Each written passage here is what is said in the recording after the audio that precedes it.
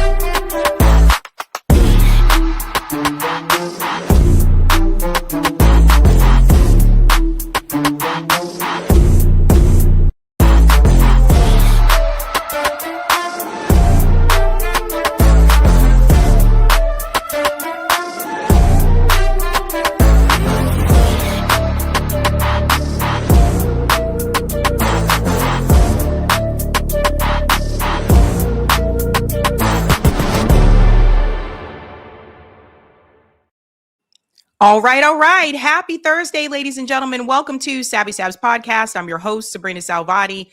I want to give a shout out to everyone watching on YouTube, Rumble, and of course, Twitter. Welcome back, guys. We're going to have a good show tonight. We're going to have some laughs tonight. I know we have some serious topics, but there's some comedy there with some of these. So it's Thursday night. We're heading into the weekend, and we are going to have some laughs tonight. Okay? All right. Let's go ahead and start out by giving out shout outs here to people in the chat, ladies and gents. Again, interesting weekend. What's going on? Jonathan says, Coach Collins said he would like to have you on his show. I'd love to see that. Okay. Tell him to reach out to me, please. My email address is in the description of my videos. Greetings, paramedic. I wish you would go to look at the pictures and the news articles of the First Lady of Florida, Erika Kirk, 1967 to 71. Yeah, we covered that. Yeah, they do look identical. It's really weird. We did cover that one. Shout out to FAFO. Hello, Sabby. The only thing shocking about Erika at this point would be that she actually had a reflection looking back at her in the mirror. Hashtag no wars. Greetings, go artists. Oh, Qatar. Props. Now that's news. Interesting things are happening here with this Iran war. We're starting to see some changes. So we'll get into that. Shout out to Anton says they're raising the age in the army to 42. Yeah, we're going to cover that. They're desperate, huh? Shout out to Blockbuster says, hi. Greetings, Davey says Iran has alien technology. Do not deploy ground forces. Greetings, DS. What's crazy is a lot of these countries were our allies just yesterday. Yeah. Shout out to you, JB. Good evening. I think that there will be more flag draped caskets coming here than there will be in Iran because Iranians are literally fighting for their land and sovereignty. They will fight harder. That's a good point. Shout out to Silver Surfer says, peace, love, Sabby.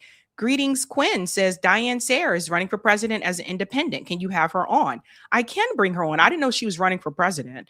But yeah, I can bring her on. Greetings, Strawberry Letter. Is a draft imminent? If so, what ages, sex, religion, and citizen status will be sent? I'm praying it doesn't come to this. I hope it doesn't come to that either. But it seems like they're very desperate at this point. Greetings, Christina says, release the Epstein files, like all of them, not just the ones that they allow us to see. Greetings, Caroline says, I wouldn't trust Qatar for anything. Good point. Shout out to Lauren, says American males still have to register for the select service. I remember it was a big deal for me. In 1965, my dad took me to home of the local SS rep to fill out the forms. They have that automatic draft now. So just FYI. Greetings, CBC voter, says happy Thursday, Sabby and Eric. Shout out to Measured Man, says all right now in the house, still love my do. All right. Doobie doobie doo, I think. Yeah, doobie doobie doo. Thank you for the super chat. Measured Man says Sabby Sabs, our IG is back. Don't know how long, but anything posted is legally verified. 2 months fighting, and we don't get paid for that account. Listen, guys, Instagram has been on something. They've been on a minute. I told you guys before, right? Like they got rid of Brianna Joy Gray's account. Like Instagram, I think because it's connected to Meta, the censorship over there is very, very strict. I'll be one to tell you that, but glad your account is back. Greetings, Mr. Moto, says time difference. Great Britain is 5 hours ahead of ET. There you go. Shout out to James, says hi, Sabby, Eric, much appreciated. Thank you. And greetings, Greenie, says Sabby, hello. Shout out to Jaron, says Trump and his administration keep telling American citizens that Iran is defenseless and begging for this to end. They can't keep the lie straight about the oil ships Iran produce as a gift.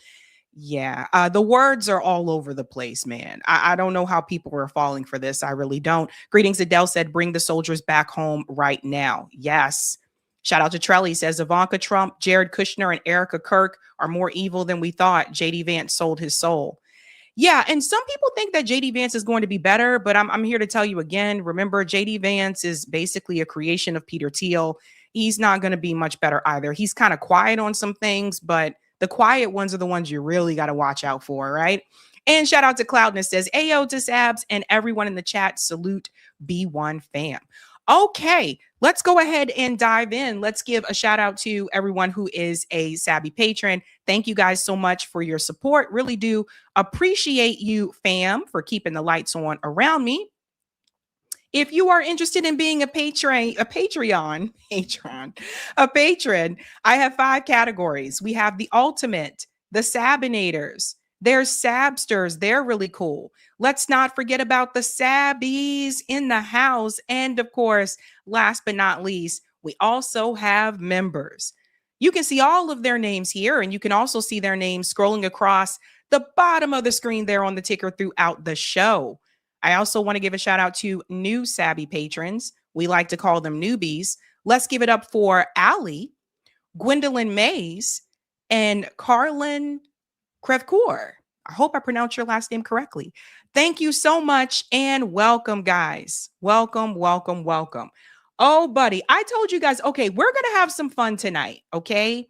Because, you know, Thursday night is my live stream heading into the weekend, and I'll be back streaming on Sunday, but I got some jokes in here tonight. We got some funny things to see along with these stories, especially considering that a lot of these stories are just very serious, right? But we got some jokes in here. So we're going to have some laughs tonight.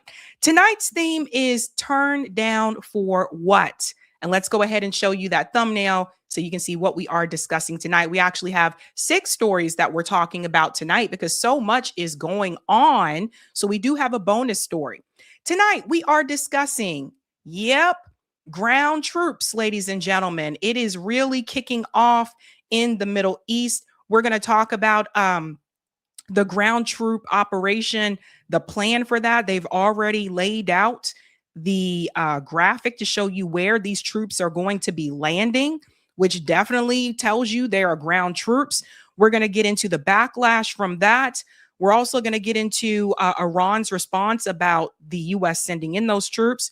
We're going to get into some of the damage that has been done. More things are happening. Those U.S. bases, some of the planes have been shot down.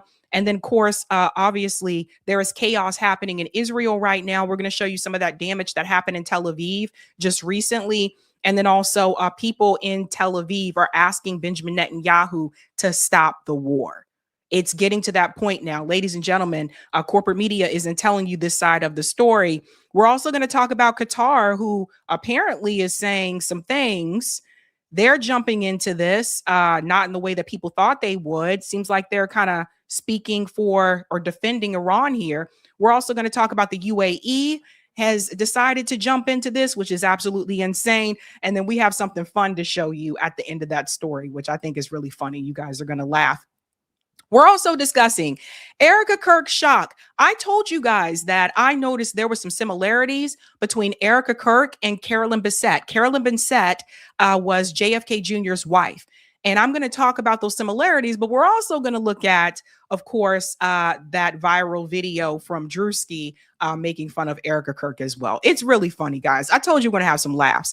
We're also going to discuss some of the activists, including Katie Halper. Some of those activists were detained. The ones that went to Cuba, we're going to talk about what happened to them and this whole humanitarian crisis that is happening in Cuba. We're also going to discuss Cory Booker is playing a trick, and I don't want anyone to fall for this. Along with him, other candidates are tricking people into believing that because they're not taking AIPAC money, they're not taking any money from the Israeli lobby. And this is a trick I don't want people to fall for. So we're going to call them out here. And I just want people to be aware of this going into the midterms, going into the 2028 presidential election. It appears that some of the, members of the parties have realized like it's not a good thing, obviously, to take money from AIPAC. So they're doing little sneaky things. So we're going to get into all of that. We're also going to discuss Melania Trump just introduced a robot that she says is going to be able to teach. That will be replacing some of the teacher jobs. This goes back to what we were talking about at the call-in, right? When we were talking about that they can have these robots replace teachers. And she just unveiled this the other day. It's getting a lot of cringe responses, as you can imagine. And we have a bonus story. Last but not least, ladies and gents, we do have to talk about the Ghana UN resolution that was presented. And I'm going to explain to you for people who don't understand why there is backlash towards that legislation that was produced at the UN and why people are not happy about it. So we'll get into all of that. Tonight's theme is turn down for what? Because I don't want you to turn down. I don't want you to turn down. When we get into these stories, I don't think these people should turn down. So we're going to get into all of that. Do me a quick favor, ladies and gents, if you haven't done so, and smash that like button. Thank you. And if you're new, don't forget to like, sub, and share, just like a Care Bear. Let's go ahead and dive in, ladies and gents. Let's get started with the very first story here. We're going to dive into Cuba. So we talked about the fact that there were several activists and also some journalists that went to Cuba to either deliver humanitarian aid, or the journalists were there to cover the story. One of those journalists that was there to cover that was Ryan Grimm. So we're going to show you what he said, what he saw while he was there. Now, the reason they were delivering the humanitarian aid is because the U.S. has basically been making it so that they can't, keep their power grid on. And when the power goes out, Cuba has these blackouts, which impacts obviously not just refrigerated food. So people, if you bought food at the grocery store, whatever you put in the refrigerator, it can perish, obviously, but not just that, but also the hospitals are being impacted as well. And that can affect patients.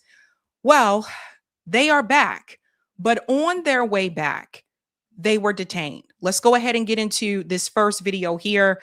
And Katie Halper was one of the people that were detained.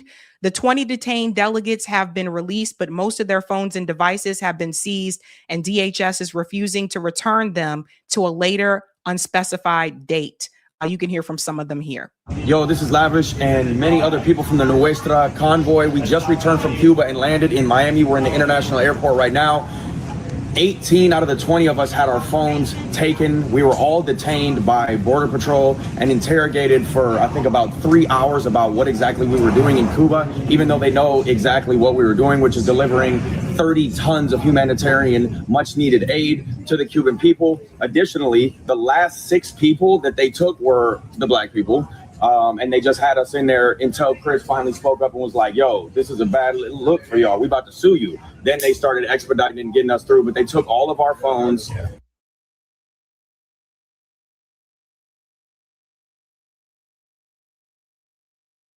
Whoops, sorry, I was muted.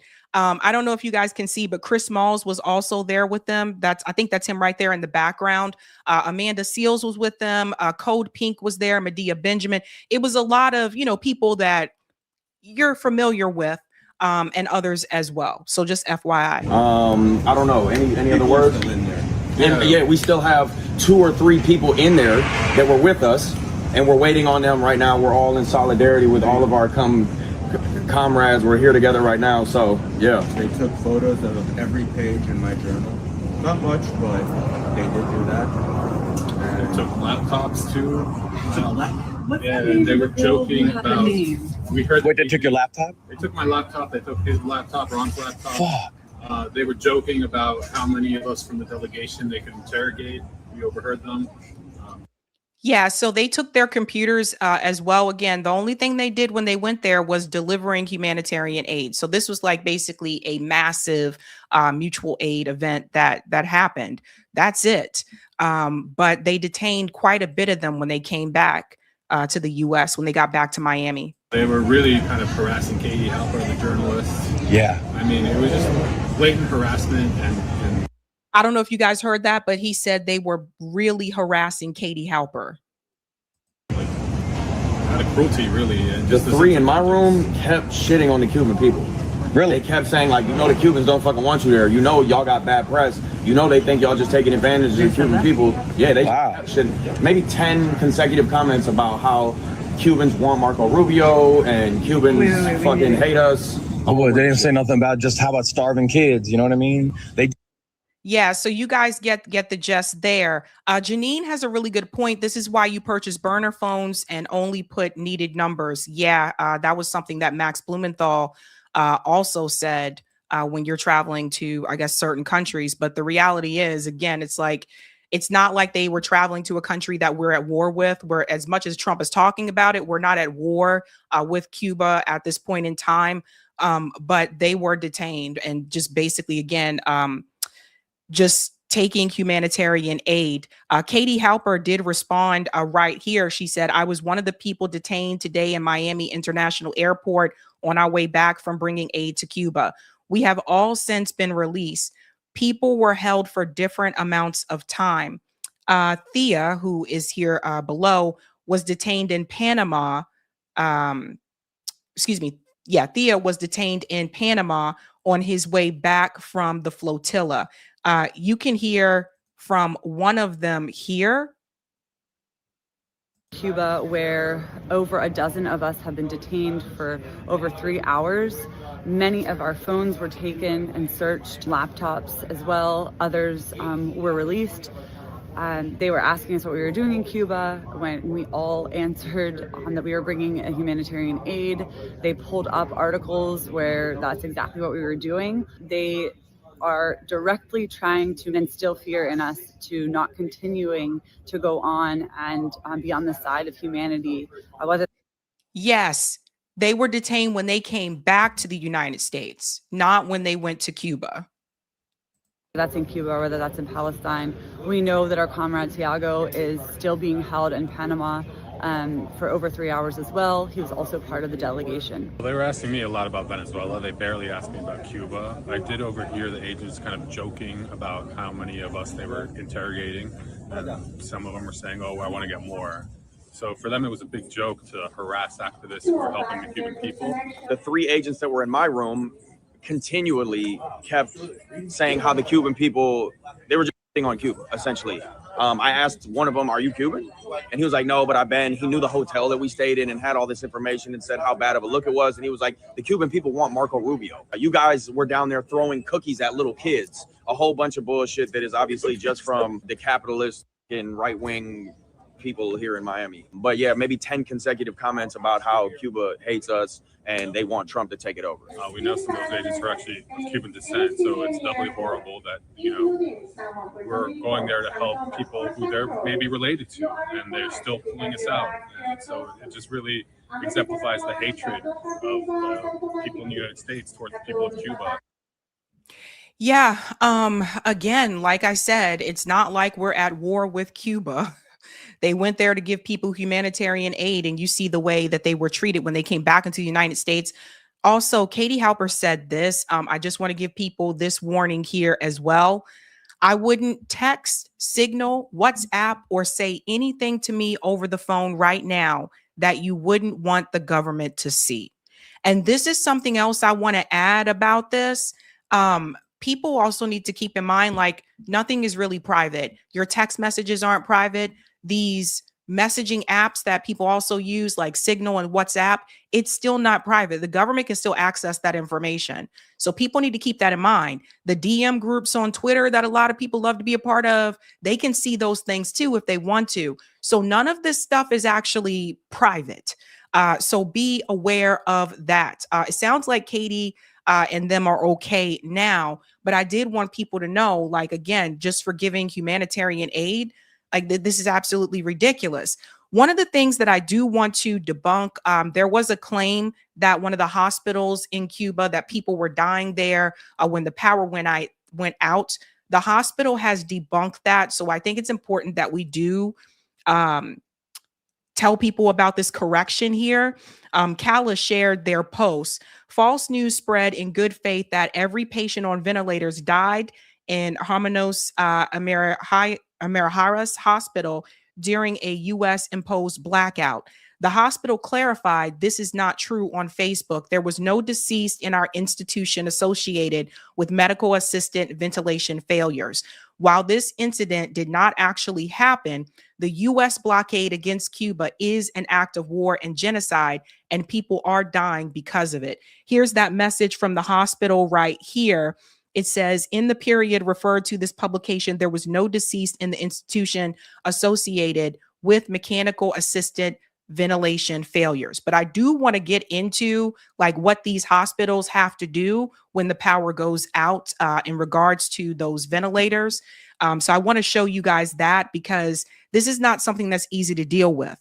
So Ryan Grimm, who was also there, but he was there as a journalist, he was on Newsmax and he was explaining to this guy, I call him soap opera dude. Like, I don't know who this guy is, but the guy interviewing Ryan Grimm, to me, he seems like a good actor. I think this guy could be on a soap opera, maybe All My Children or Days of Our Lives or something like that. He'd probably be better fit for that.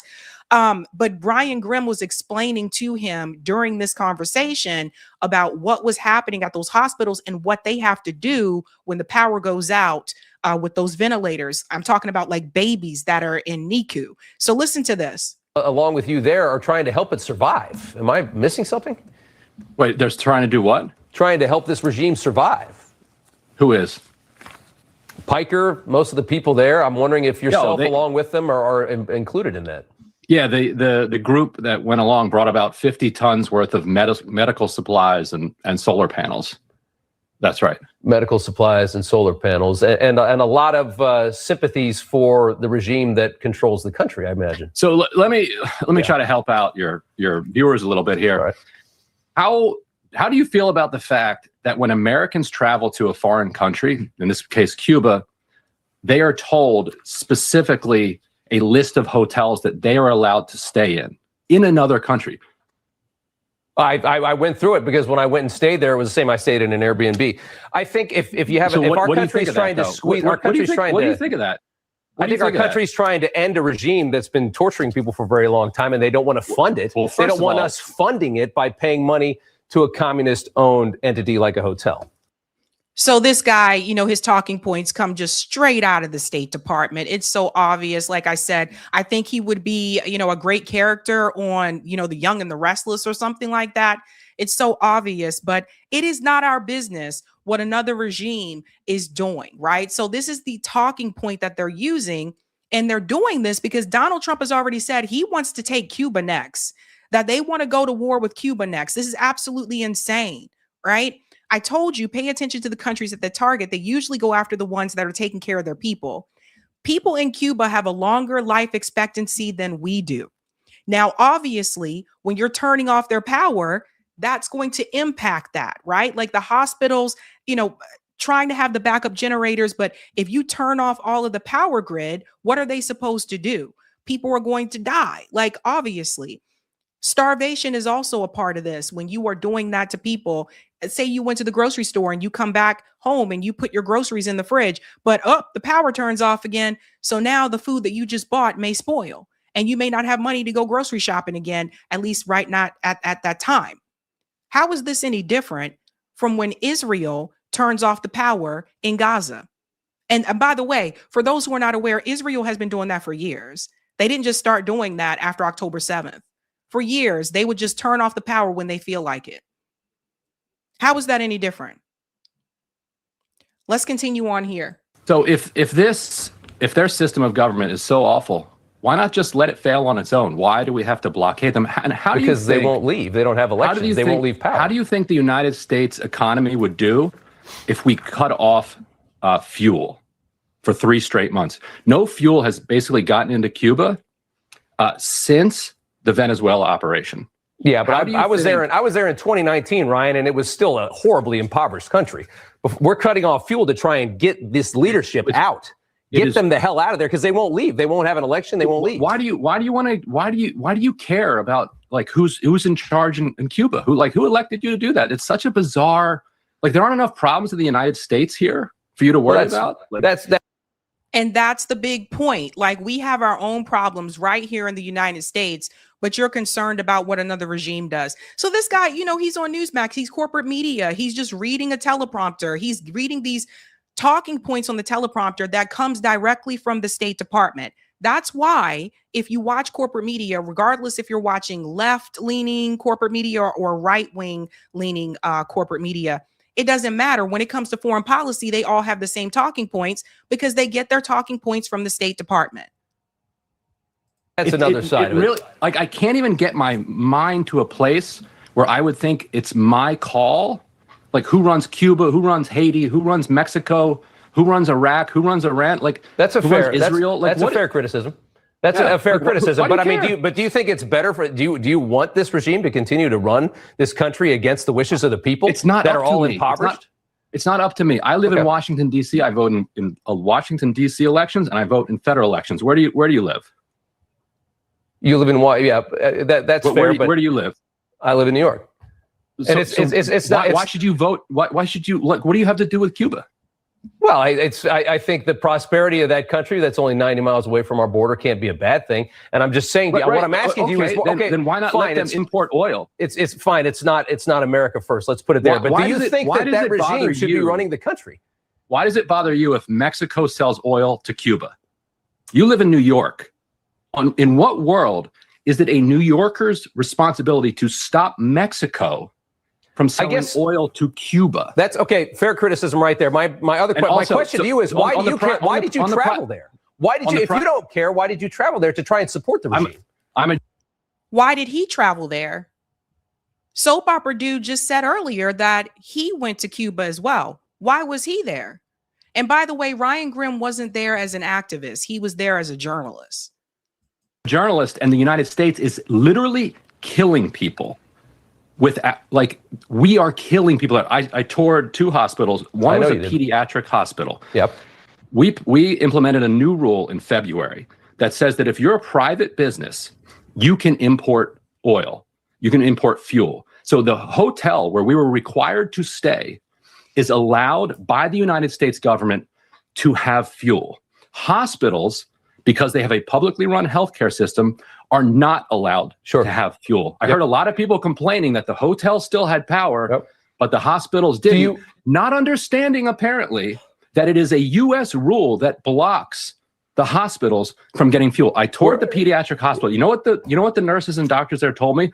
They said when the power goes out, they immediately turn on their phone lights and race to the babies on ventilators. Let me ask you this. Because there's a gap. And hold on. I understand. Hold on we're killing babies with There's a gap between when the power goes out and when the generator kicks in that can be up to like 5 or 6, 7 minutes.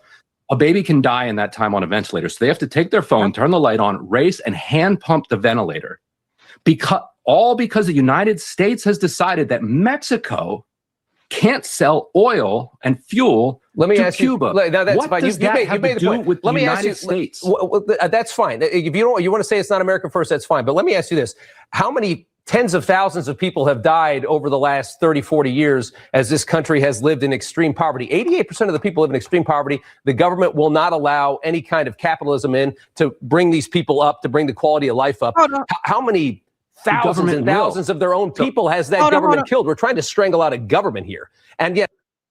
So here's what Ryan should have said here. He says something different, but here's what Ryan should have said here. Okay.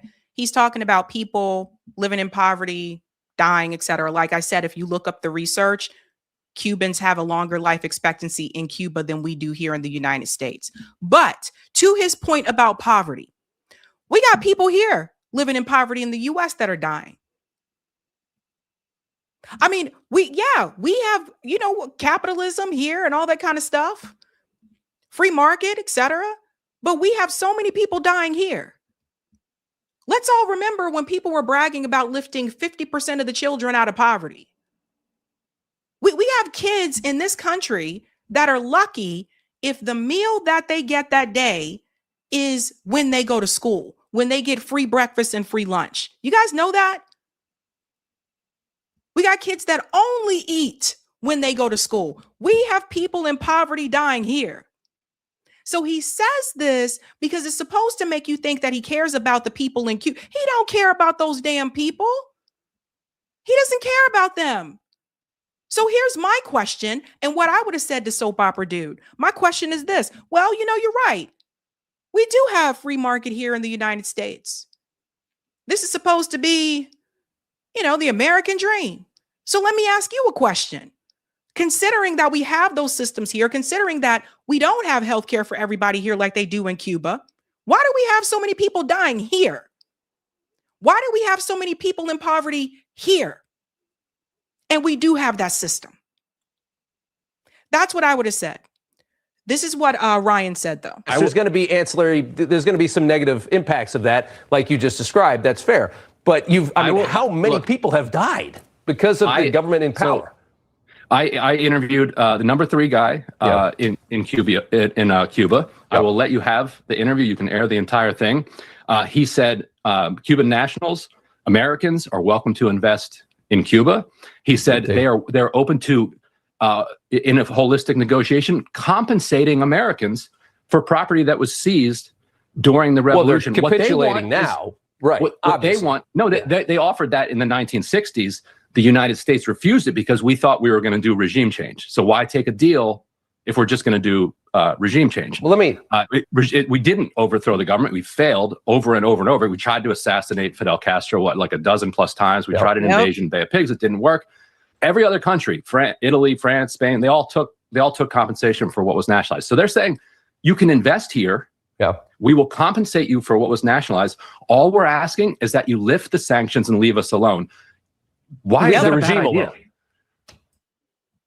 Yeah. I told you guys, sanctions kill people. Sanctions kill. I mean, it increases the price of medicine and everything else. In fact, here's one of those babies. When I was telling you about the babies in NICU, Ryan Grimm said, who runs Cuba is not my business or your business, but if my tax dollars are spent to block NICU from getting fuel, then that is my problem and it should be yours too. Here's a quick little video here that you guys can see what they were saying about the babies that are in NICU and when the power goes out, what they have to do. So the baby only have 60 days.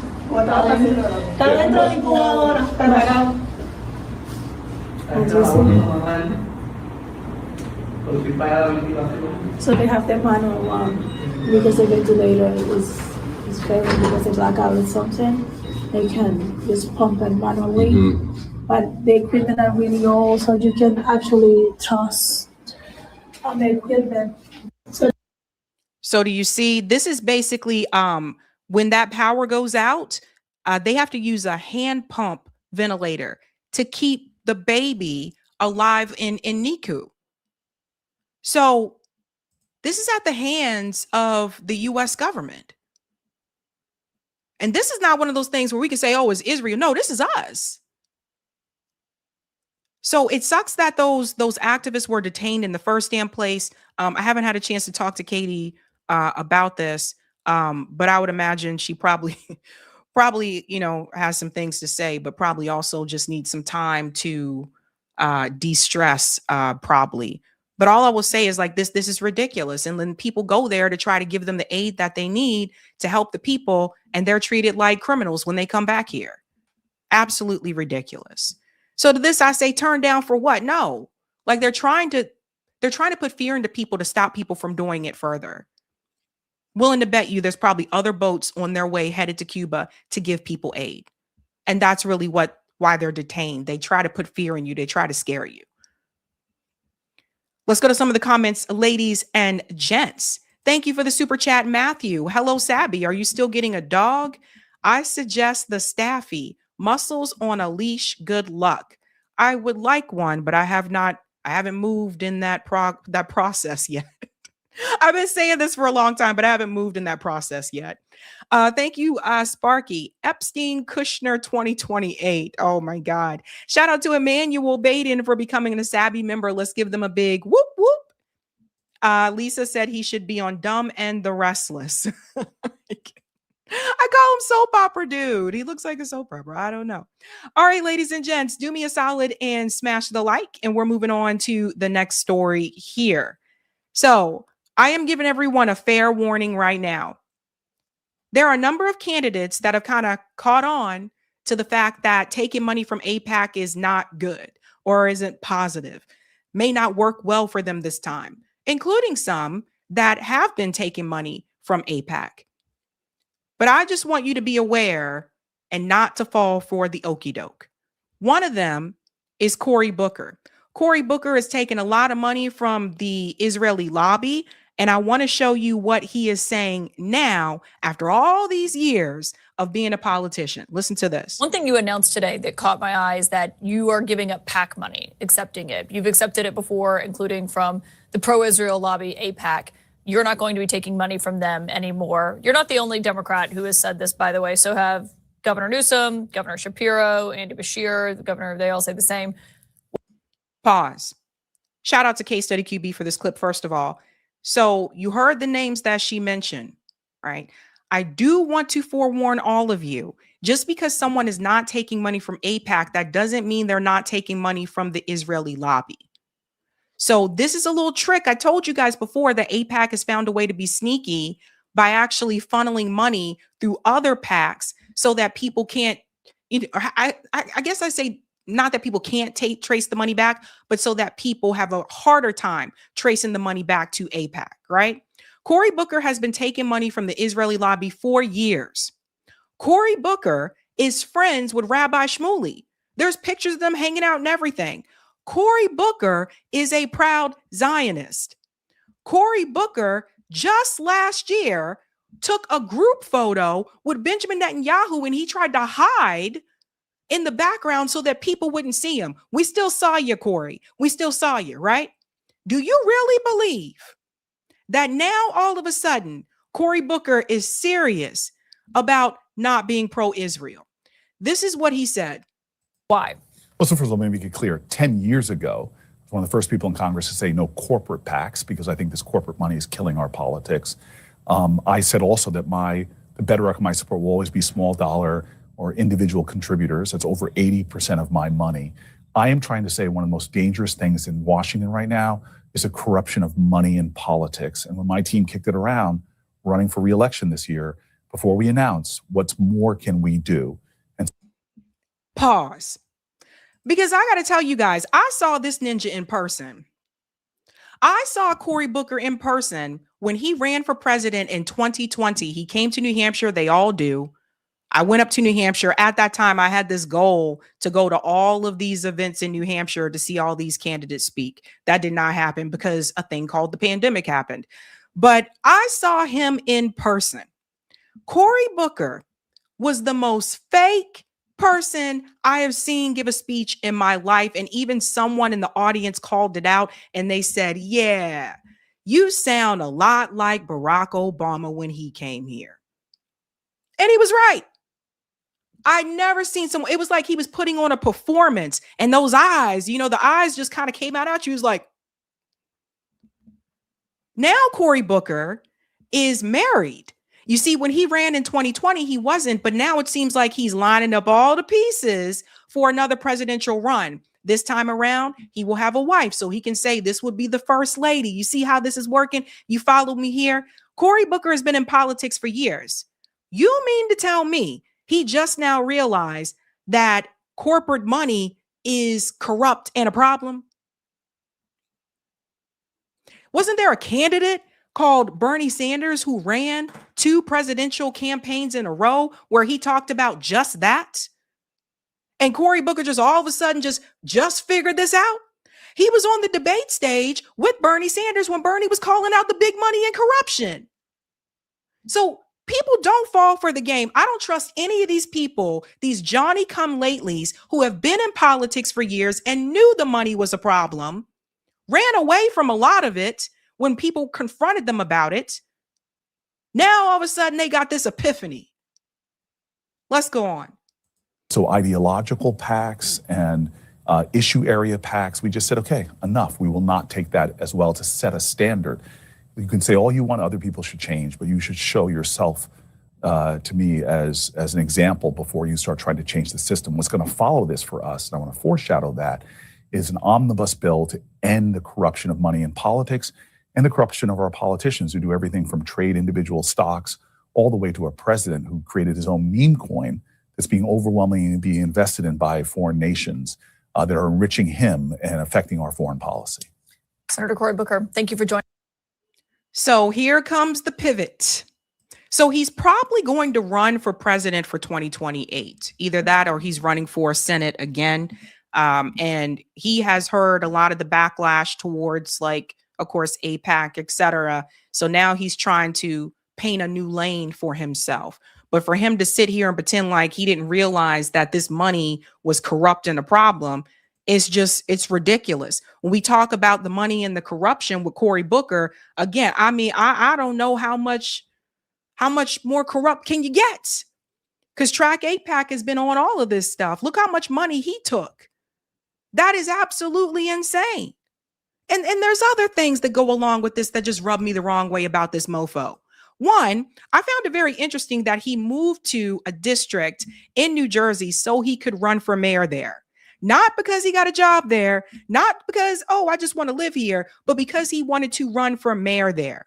And he did run for mayor and he lost. He also, when he moved there, he moved into the projects. Like, he lived in a project building.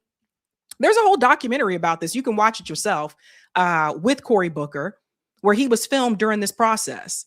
And he goes on talking about, like, yeah, I just wanted to live like the regular people and live with, so I lived in the projects like other people. I didn't see myself as living in something better or whatever. But that's a part of a game. So he was cosplaying poverty. So I take serious issue when people move to an area so that they can run there, just solely so they can run there, and then you cosplay poverty. This guy has been, and it's sad. It's sad when you look at someone like him, because I know Cory knows better. His parents taught him better.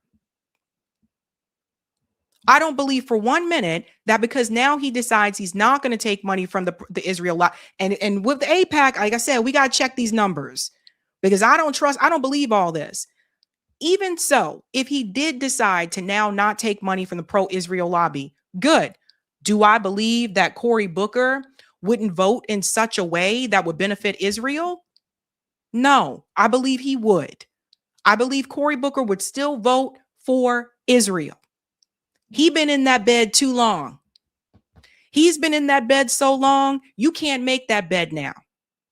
It's tarnished as it is. You can't make it. He been there long enough, and he been rolling in that dough for too damn long. Now, and then people confront him. Here's a recent confrontation here about the money, and people have seen how he responds. He'll usually ignore or just sit there. Hello, good evening. People who kept asking me, what can I do? What should I do? An actual accountability. Everybody give a round of applause for Senator Booker, as he's been leveled up to be the biggest puppet for AIPAC. Your book is called Stand. And what do you stand for, Cory Booker? You stand for the slaughter and rape and torture of the Palestinian people as you continue to send billions and billions to Israel to kill and slaughter children. How do you sleep at night, Senator? How do you sleep at night? How do you sleep at night, Senator Booker? How do you sleep at night? How do you sleep at night, Senator Booker? Shame on you! Shame on you! Free Palestine! Shame on you, Senator Booker!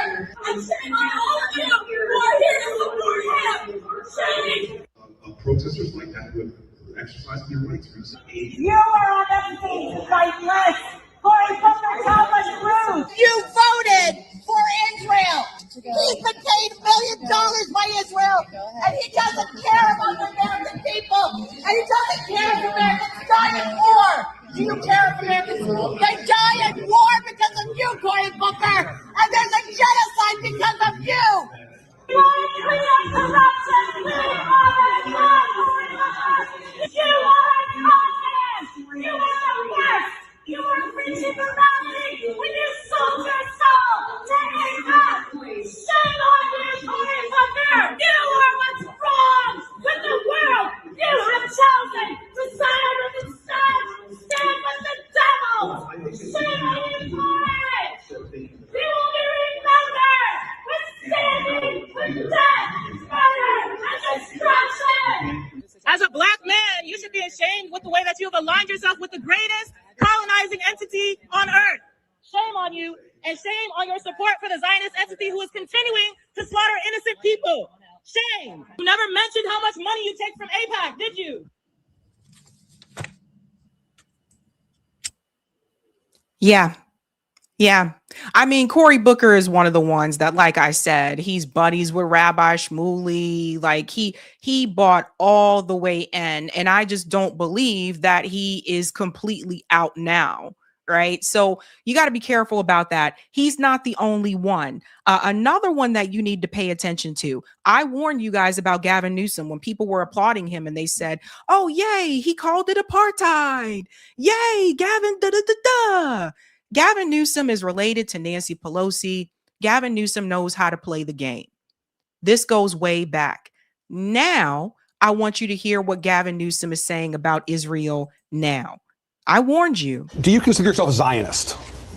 Do I consider myself a Zionist? Yes. I believe, I revere the state of Israel. I'm proud to support the state of Israel. I deeply, deeply oppose Bibi Netanyahu's leadership, his opposition to the two-state solution, and deeply oppose how he is indulging the far right as it relates to what's going on in the West Bank. Do you regret using the word apartheid to describe Israel? I used it, I do in this context, that I said it and I referenced why I used it, a Tom Friedman article in that same sentence where Tom used it in the context of the direction that Bibi is going. Not the current and the state. concern, correct. Okay. And that is a legitimate concern I have that I share with Tom, that direction, if that vision in that direction of the far right that Bibi is indulging, that if they see the full annexation of the West Bank, then that's not something. That's a word you may hear others use.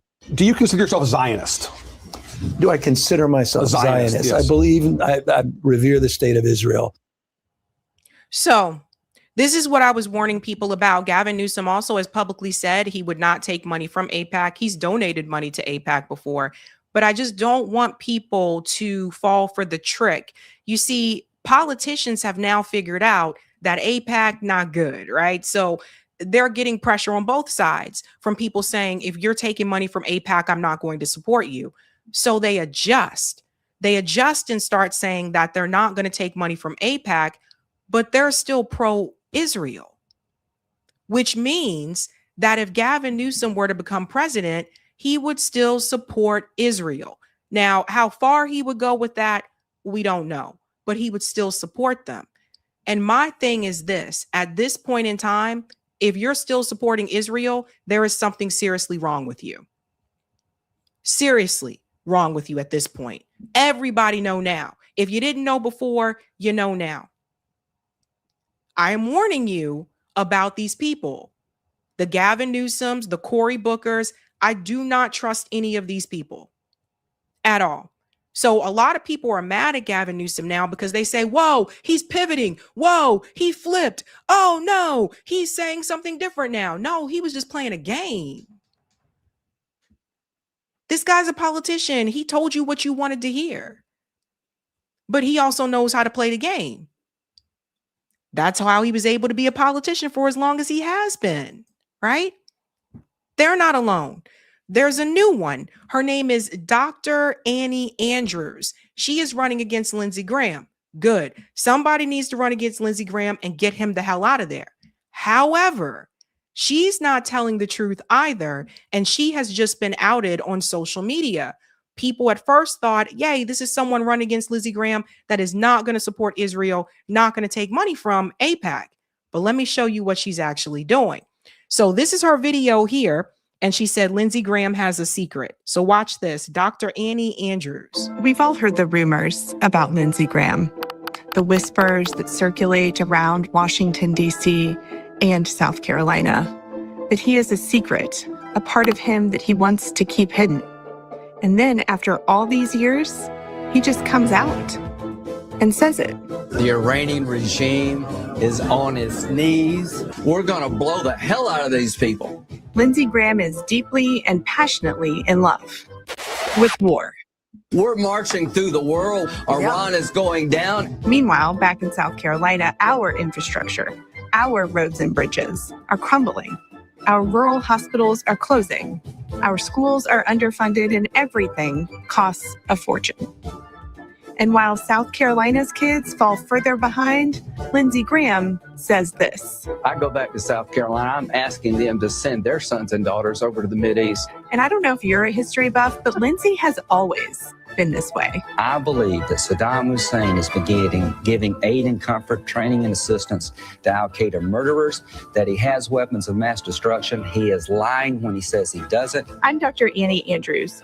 I'll show up for you. I'll fight for you. And if you send me to the U.S. Senate, I'll focus on issues that actually affect us here in South Carolina. Go back to South Carolina. I'm asking them to send their sons and daughters over to the Mideast. Make Iran great. Not send our kids to fight endless forever wars overseas. Learn more at drannieandrews.com. And we did learn more, but not on her website, because you see, she's kind of sneaky too. Somebody does need to get Lindsey Graham out of there, but it needs to be someone who is unequivocally against these wars, not someone who is trying to do it in a sneaky way. So Dr. Annie Andrews doesn't take money from AIPAC, but she does take money from JACPAC. It's on their website. In fact, she's right there. See, I told you there's other lobby groups. It's not just AIPAC. 2026 primary candidates, Dr. Annie Andrews. She's the first one because it's in alphabetical order. Now, when you look on her website, she doesn't give you this impression. When you watch her video and she makes it seem like she's against the wars and stuff, she doesn't give you this impression. So Dr. Annie Andrews, no, she does not take money from AIPAC, but she does take money from JACPAC. Now, let me show you something about JACPAC, just in case you're wondering, like, what the hell is that? Check this out. JACPAC. JAC was built upon a platform of core issues and values that are both essential to our country's integrity and democratic process and reflective of the Jewish community. Every candidate we support is fully committed as well, which is why our involvement in their elections is so important. Let's look at the core issues, right? First one, strong U.S.-Israel relations. I'll make it bigger for you guys in the back, or maybe not that big. There we go. JAC unwaveringly supports Israel, the only reliable democracy in the Middle East and America's staunch ally against fighting terrorism. You see how sneaky people are? We believe a strong U.S.-Israel relationship is fundamental to national security interests of both countries, support security assistance to Israel and Israel's ability to defend itself. Do you hear this? We recognize that Iran's nuclear ambitions pose an existential threat to Israel. But Dr. Annie Andrews on that video is criticizing Lindsey Graham for what he says about the Iran war, and about him being pro-war. But she doesn't tell you that she is also getting money from AIPAC, which supports these similar positions with Lindsey Graham. Like, I can't make this up. There's so many of these different little groups. You really just got to seek it out for yourself. Of course, they got this bogus line about a two-state solution, which you guys know that that's non-doable because Israel won't allow Gaza, the Palestinians, to have their own state because it means they would have to have their own military. And they oppose BDS. I mean, I don't know how much more I need to go with this. So these people, they're sneaky. That's why I say it's not enough just to say you're not going to take AIPAC money. There are all these different groups, whether it's J Street, AIPAC, JACPAC, Kufi, and those are just the ones that I know about. I just found out about JACPAC yesterday. So you see where we're at? Let's not allow ourselves to be deceived. Let's not allow ourselves to be fooled. And let's not, turn down on these political candidates who are trying to gaslight us into believing that they are now on this, anti-Israel sphere. They're not. They're not. And if you trust and believe Cory Booker, I don't know what to tell you, because he's a part of the Congressional Black Caucus, and the Congressional Black Caucus puts Israel before any other issue. Something to think about. Let's go to some of the comments here, ladies and gents. Hey. All right. Thank you for the super sticker, Skip. Super chat. Vote for no one who has ever taken from any PAC. Thank you, Courtney. Sabby said ninja, element. I did, didn't I? I told you we're going to have some laughs tonight. Fake ass ninja.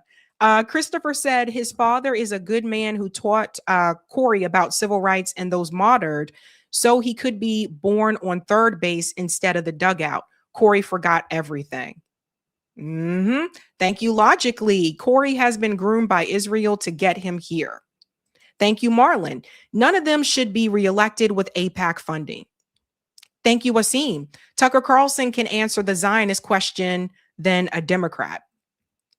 GC says new faces are needed, but they have to be screened carefully. Yes, guys. We got to be careful.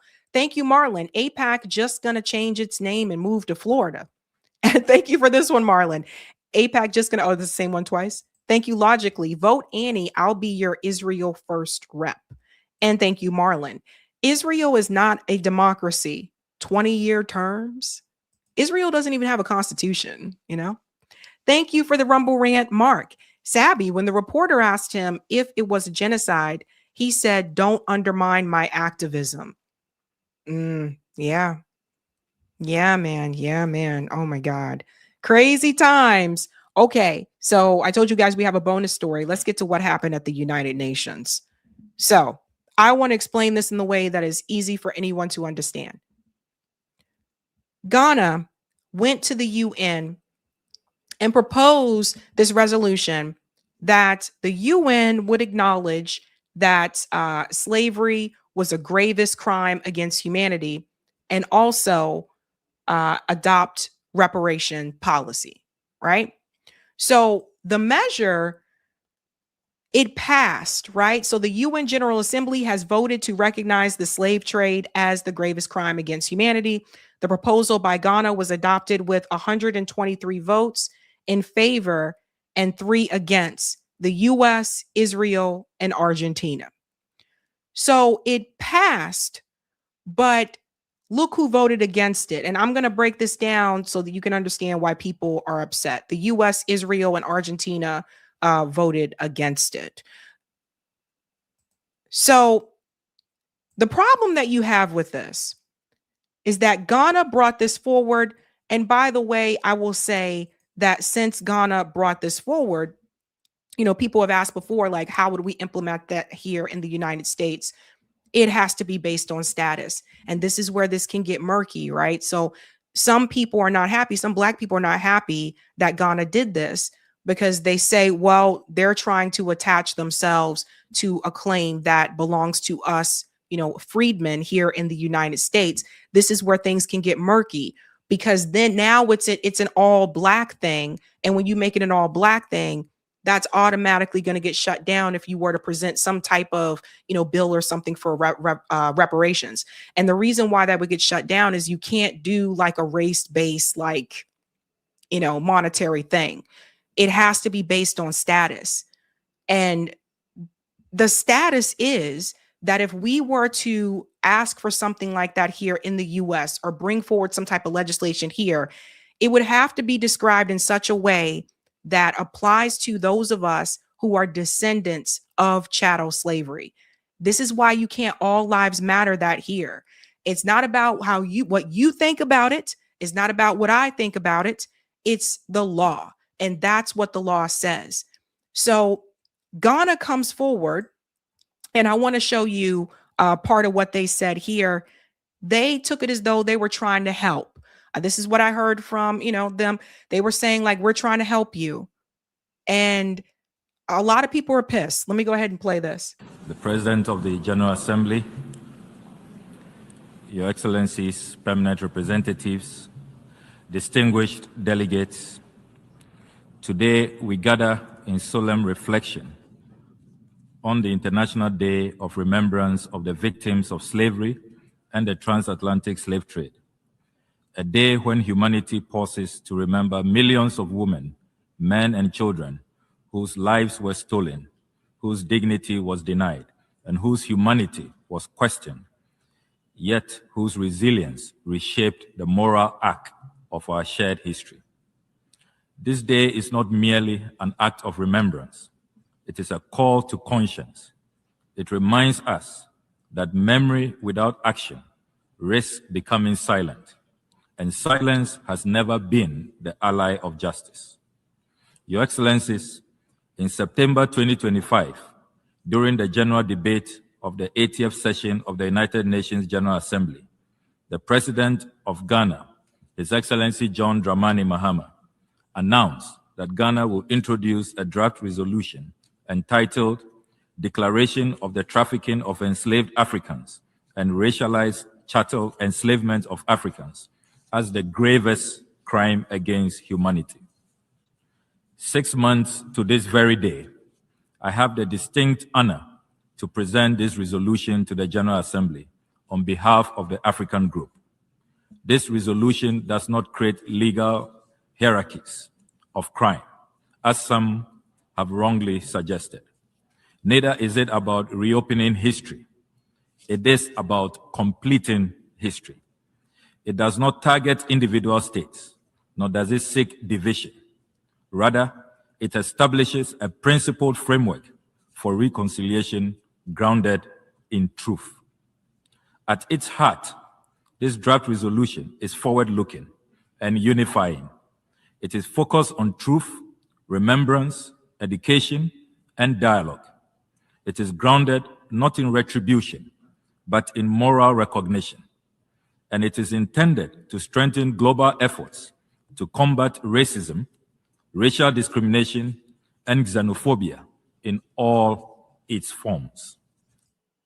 So the other thing that is now mentioned here, and this is also where it gets murky, is that he brings up discrimination, right? But again, what people are going to point to is that, let me explain this to you guys, because I've attended workshops before where I had to learn this myself. When you are trying to identify a harm, you have to be able to say the who, what, when, where, why, and how. And it was a workshop I participated in, and I found it rather challenging. Like, oh, okay. But you also have to be very detailed, and you have to give specific harms. So the harms that happen here in the United States, like if you were to mention like Jim Crow, like redlining, like all these different things, like you have to be able to say that this many years of Jim Crow caused this specific harm. What people are pointing to is that Ghana didn't have Jim Crow. It's things like that. So what happened there and what happened here are two different things. And like I said, this is where it gets kind of murky. So when people say, well, what about the other countries? You know, what are they supposed to do? From what it was explained in the workshop is that they would have to seek some type of repair from those other countries. Like Jamaica would have to seek repair from the UK.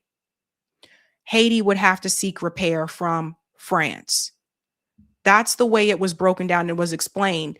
And I highly recommend, like, if anybody is confused by this or not fully aware of how it works, when those workshops are available near you, just go in and attend one and sit and listen and learn.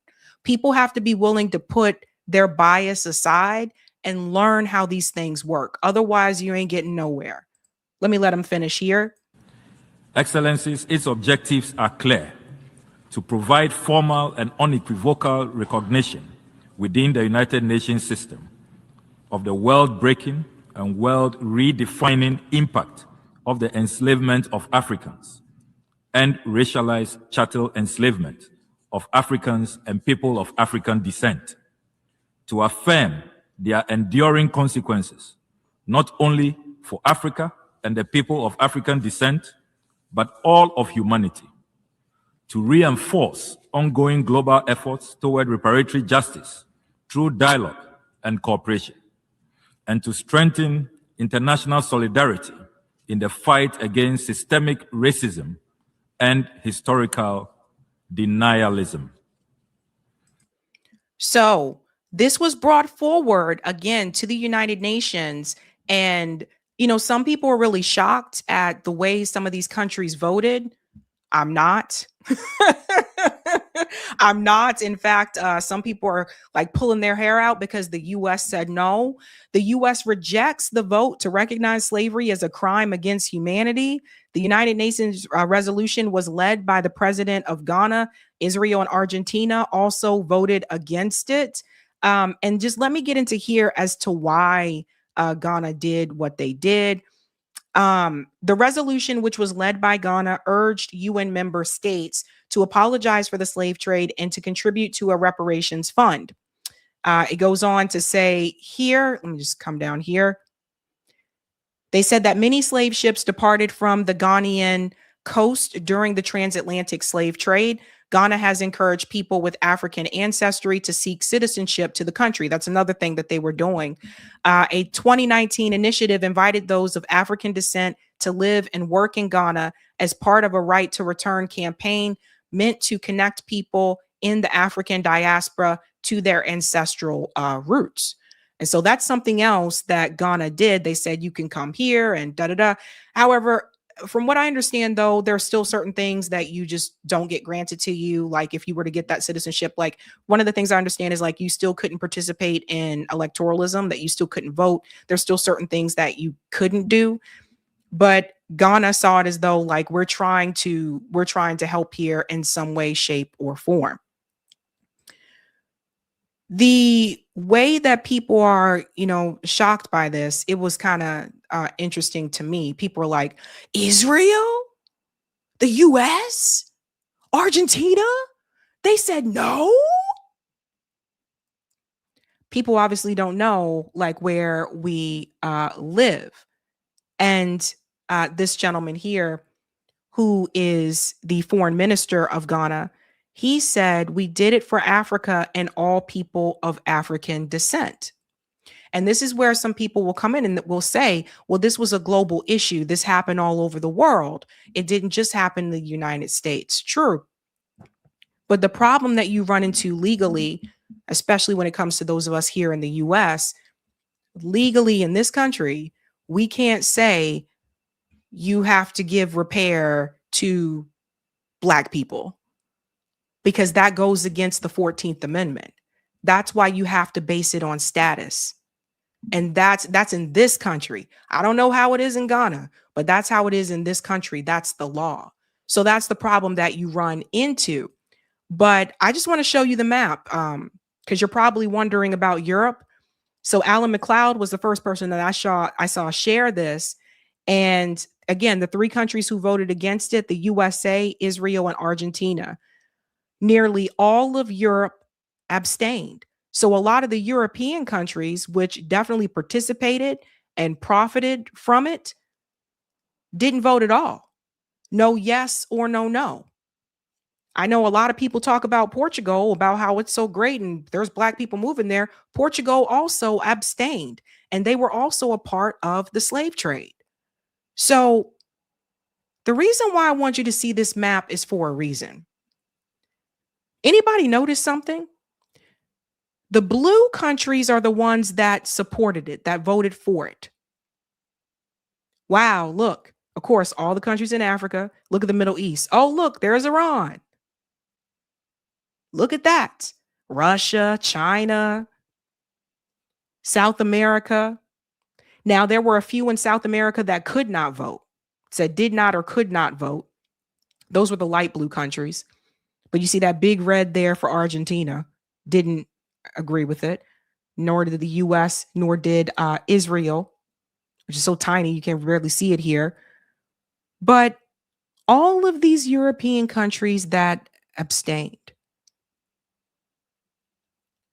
I think that says something. And community notes will show you that it was also not just a condemnation of the slave trade, it was also a call for reparations, right? So here's my thing. Imagine if it were the other way around. Do you think if Israelis went to the UN and they said, we want you to say that the Holocaust was a grave crime against humanity and we want reparations, do you think those countries would have voted against it? Columbia University just last year gave cash reparations to Jewish employees at the university because they said their feelings were hurt during the pro-Palestinian protests. Columbia University profited from the slave trade. They ain't pay none of us motherfuckers. Harvard University, same thing, benefited and profited from the slave trade. Harvard University participated in eugenics. They've acknowledged this. They ain't pay us nothing though. I say that to prove a point. It depends on who you are. And when it comes to Black Americans, freedmen in this country, ain't nobody trying to really do this for us. That's just the reality. You'll watch the way they will rush and push legislation for any other group. But when we ask for something, they are nowhere to be found.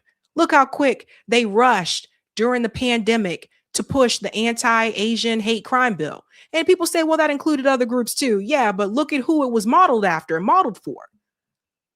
Look at how Congress rushed very quickly to try to pass legislation for pro-Israel people, Jewish Americans in the United States. Let's pass this legislation to change the definition so that they are protected.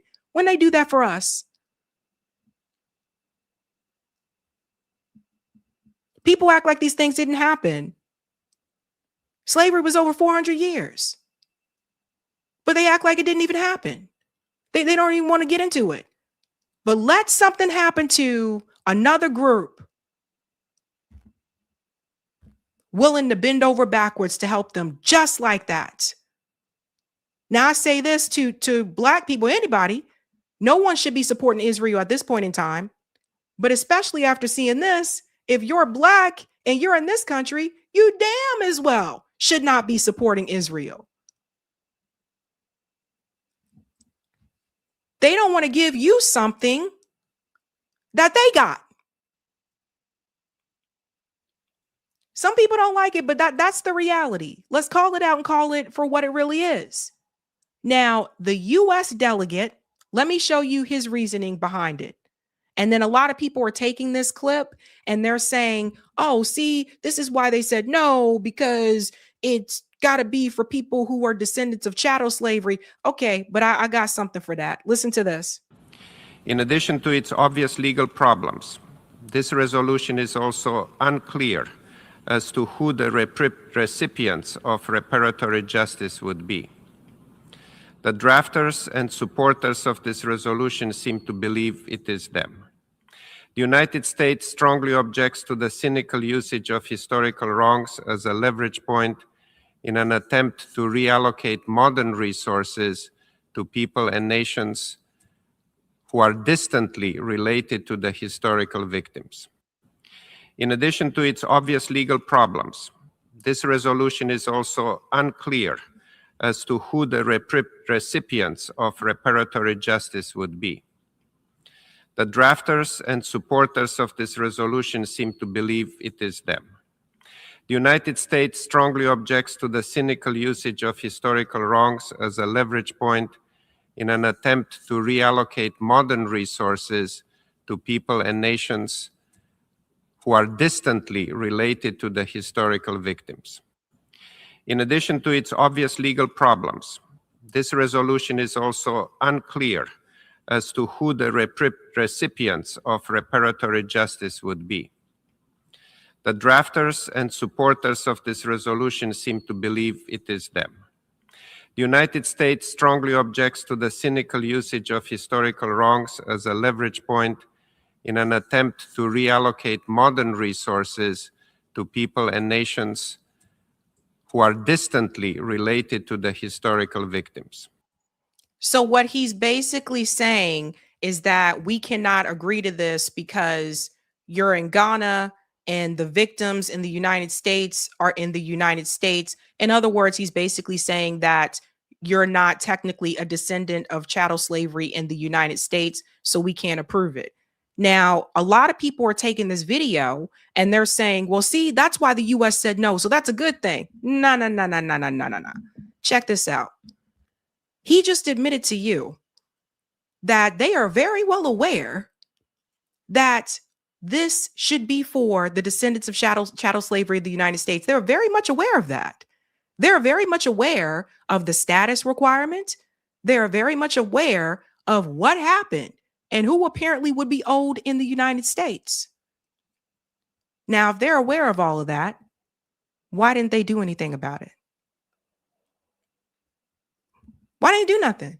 All these years, they're aware of that. Why didn't they get that ball moving and do anything about it? Because they don't intend to. Because they didn't plan on doing it. So for people using this clip as a gotcha, no, what this said to me is that you acknowledge the United States owes this and you know who it's supposed to go to. So when people tell you we got to do the research, no, they know exactly who it's supposed to go to. Why didn't they do anything about it?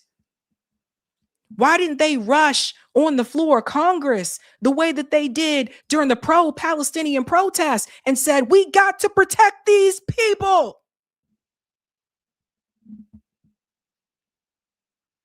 Better yet, I do you one better. Bet. Now that Ghana has done this, okay, let's have American freedmen go to the UN, can be a couple people or a group, go to the UN, make that same demand that Ghana just made, and let's see how the US votes. Because my guess is that they'll come up with a different reason as to why they cannot approve it. So don't start clapping and getting the woo, woo, woo, because they realize, oh, well, in our country, it would be for the, don't start clapping at that. What they're basically telling you is that they knew, they've known, and they chose not to do nothing while doing things for other groups. That's the point I want to get across to people. Eric, put up that link that you just sent me. I want to show you something. The one about the UN for 2022, what they just did. Eric just sent me this. I don't know why people getting excited. It was like, oh, yay, this is great. So peep this, fam. 2022.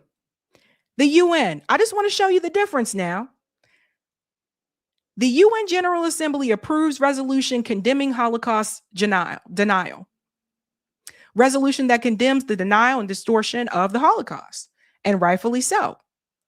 But who voted against it? Y'all see this?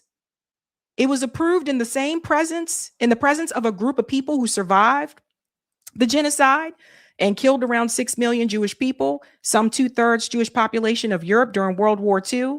The vote comes on the same day 80 years ago, yada, yada, yada. This was a unanimous yes.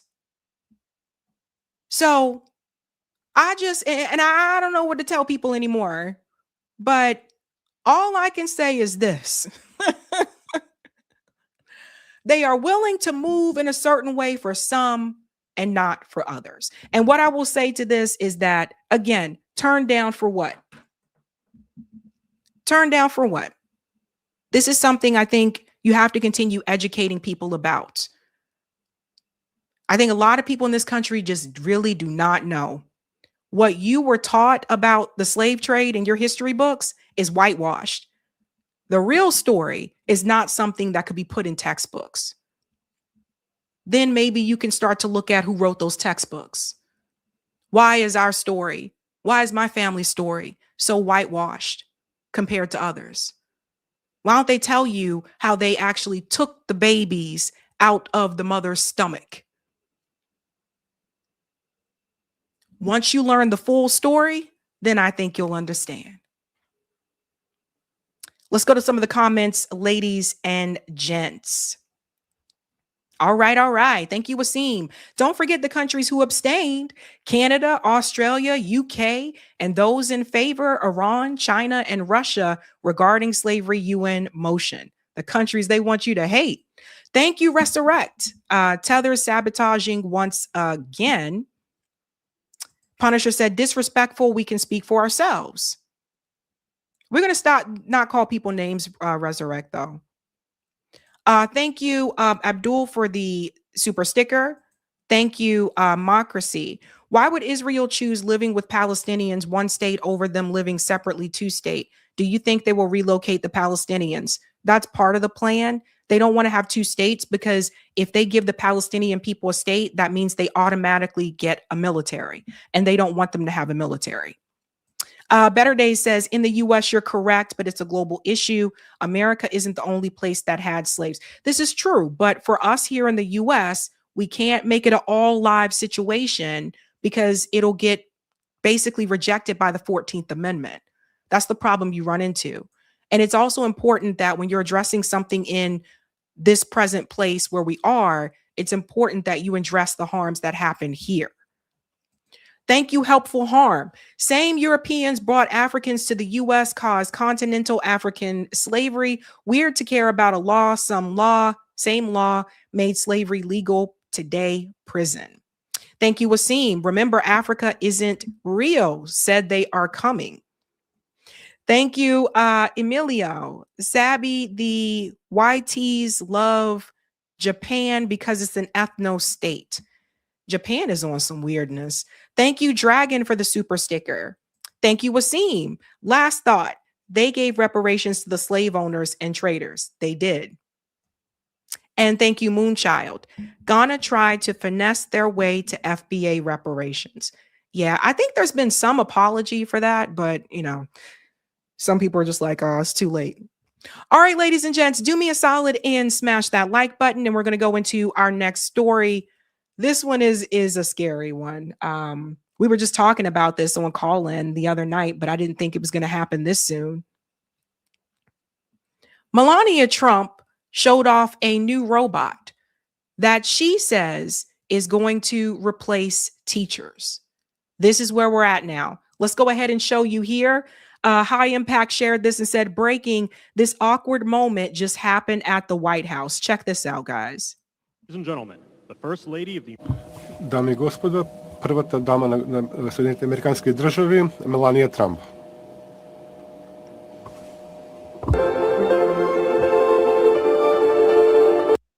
Let me just mute the music. So here's Melania Trump, and the robot is walking right next to her.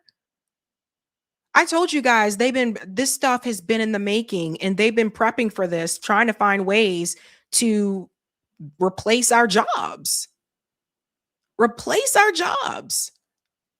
And what kills me is like, they thought that this was a good thing. Like people were like applauding this. They're like, oh, look at the robot. This is so great. I find it scary. I really do. Let me see if they turn off the music yet. And there's Brigitte Macron right next to Melania. All these people smiling. I'm like, why are you guys smiling? It's a scary sight. A scary sight. Thank you, First Lady Melania Trump, for inviting me to the White House. It is an honor to be at Fostering the Future Together's. You guys see it speaking? Hold up. Let me back it up just a little bit. This is scary. Watch. Fostering the Future Together's Global Coalition inaugural meeting. I'm Figure 3, a humanoid built in the United States of America. I am grateful to be part of this historic movement to empower children with technology and education. Welcome. Bienvenidos. Yokoso. Bienvenue. Bem-vindos. You see how they're saying welcome in all these different languages? So why would you need a human to do this job when you have a robot that can speak it, can say it in every single language? أهلاً وسهلاً. Shagatam. Mogisalmabit. Bruchim aba'im. Laskavo prosimo.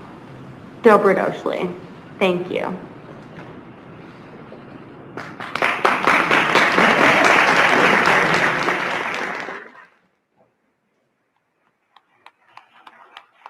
Like, this is wild to me. Like, I would have been afraid. Like, I find this scary. And they're smiling like, oh, look, it's a robot. Look at that. Yeah, there goes someone's job.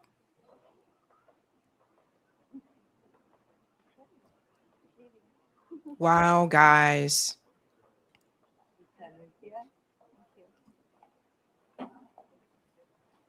Okay. So let me show you what she says. And I think this is the scary part when she talks about what these robots are going to do. We were just talking about this the other night, that teachers, we talked about how teaching is one of those professions that could be replaced with AI, with robots. You just saw again, like if they know all these different languages and, you know, compare that to a human knowing maybe 2 or 3, if they're lucky. But listen to what Melania says. This is the worrisome part. Imagine a humanoid educator named Plato. Access to the classical studies is now instantaneous. Literature, science, art, philosophy, mathematics, and history. Humanity's entire corpus of information is available in the comfort of your home. Plato will provide a personalized experience, adaptive to the needs of each student. Okay, how can you compete with that as a human teacher? That robot is going to adopt personalized needs that fit each student. So let's say you have a student in your class that's on IEP, the individualized education plan, right? For whatever reason. Or let's say you have a student in your class that may be special needs. That robot will be able to adjust their teaching style for that specific student. The way it works now, at least here in Massachusetts, is that there are certain teachers that work in certain fields. So there are certain teachers that may work with special needs students. There are certain teachers that may work with English language learners. Some teachers have to get certification for all these things and try to put it all together. But why pay a human to do that job when you can have a robot do it for free, and the robot doesn't need healthcare, dental insurance, or anything like that, any benefits? They're pushing this. Plato is always patient and always available. Predictably, our children will develop deep critical thinking and independent reasoning abilities. The AI-powered Plato will boost analytic skills and problem solving and adapt in real time to a student's pace, prior knowledge, and even emotional state. The byproduct, a more well-rounded lifestyle for our children, freeing up time for being with friends, playing sports, and developing interest beyond school. A more complete person. But as discussed yesterday, we must balance our tech optimism with caution. The safety of our next generation is always paramount. Knowledge is the foundation of civilization. But although academia is interesting, business is compelling. For real growth in technology and education, I encourage you to bring the private and public sector worlds together. So someone already said it, that kids need like that. Yeah. Quinn says that might work in higher grades, but children need that human connection in their formative years. Right. I'm very concerned about this, guys. When I saw this video, I was just like, here we go. It's Black Mirror all over again. And for me, like seeing this, I was just like, they really can find ways to replace these jobs. And we never know. But what scared me is that she said this robot is going to be teaching. So you got all these people that go to school, go to college for 4 years, major in education to become an educator, to become a teacher. And teachers aren't paid a lot. I mean, you got to do it because you love it, because it's not like you making a lot of money like as a teacher. Now we see a robot that can basically do this job for you and at a faster rate, and they can speak different languages. And it just makes you wonder. Now, there was an article, I do want to show you guys this one here. It was about teachers, artificial intelligence replacing teachers. And it said, will it replace teachers? This was in September of 2025.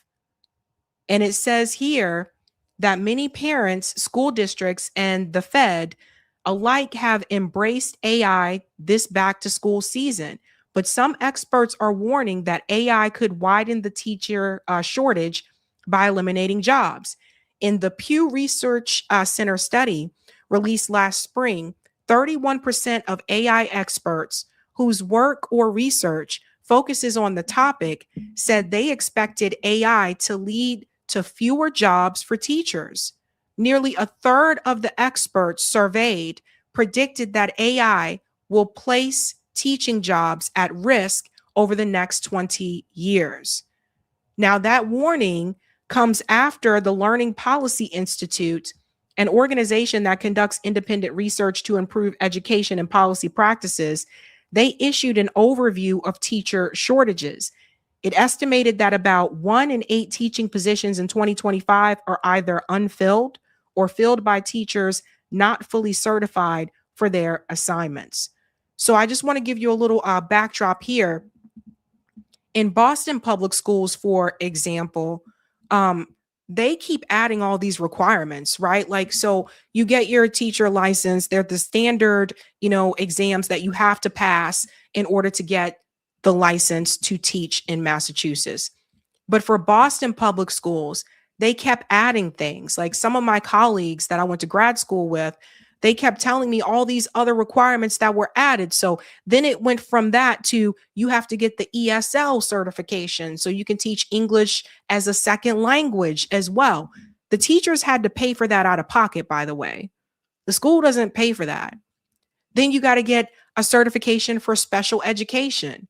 So if you have students that are on an IEP, individualized education program, so now you got a third certification. And they just keep coming up with all these different things. And then you see this robot walking around that can just do this stuff. And we're not there yet, but it does scare me. It makes me worried as to how many of these jobs we're going to be able to keep in regards to AI. I'll show you another one here too. The robot is talking also here. Jordan Crowder said the White House today had a figure robot explain to the world that it will soon be replacing teachers, and it will. It will also replace surgeons, lawyers, pilots, truck drivers, police officers, soldiers, and basically every other job. This is not good. Listen to this. I'm figure 3, a humanoid built in the United States of America. I am grateful to be part of this historic movement to empower children with technology and education. Welcome. Bienvenido. Yo gusto. Bienvenue. Bienvenidos. Ahlan wa sahlan. Shadatam. I don't know. It's scary to me. It's scary. Now, again, as I told you guys, AI is a tool. It can be used for something good or something bad, right? So it depends on how you choose to use that tool. And Eric, my producer, I think he did this pretty well. He talked about this with 11 Demands. He said, from the 11 Demands Substack, AI is a tool. The critical question is who is wielding the tool and for whose benefit, the 99% or the top 0.1%. It doesn't have to be that way. So this is something to think about, right? Like ask yourself, who does it benefit? It doesn't benefit us. It doesn't benefit the 99%.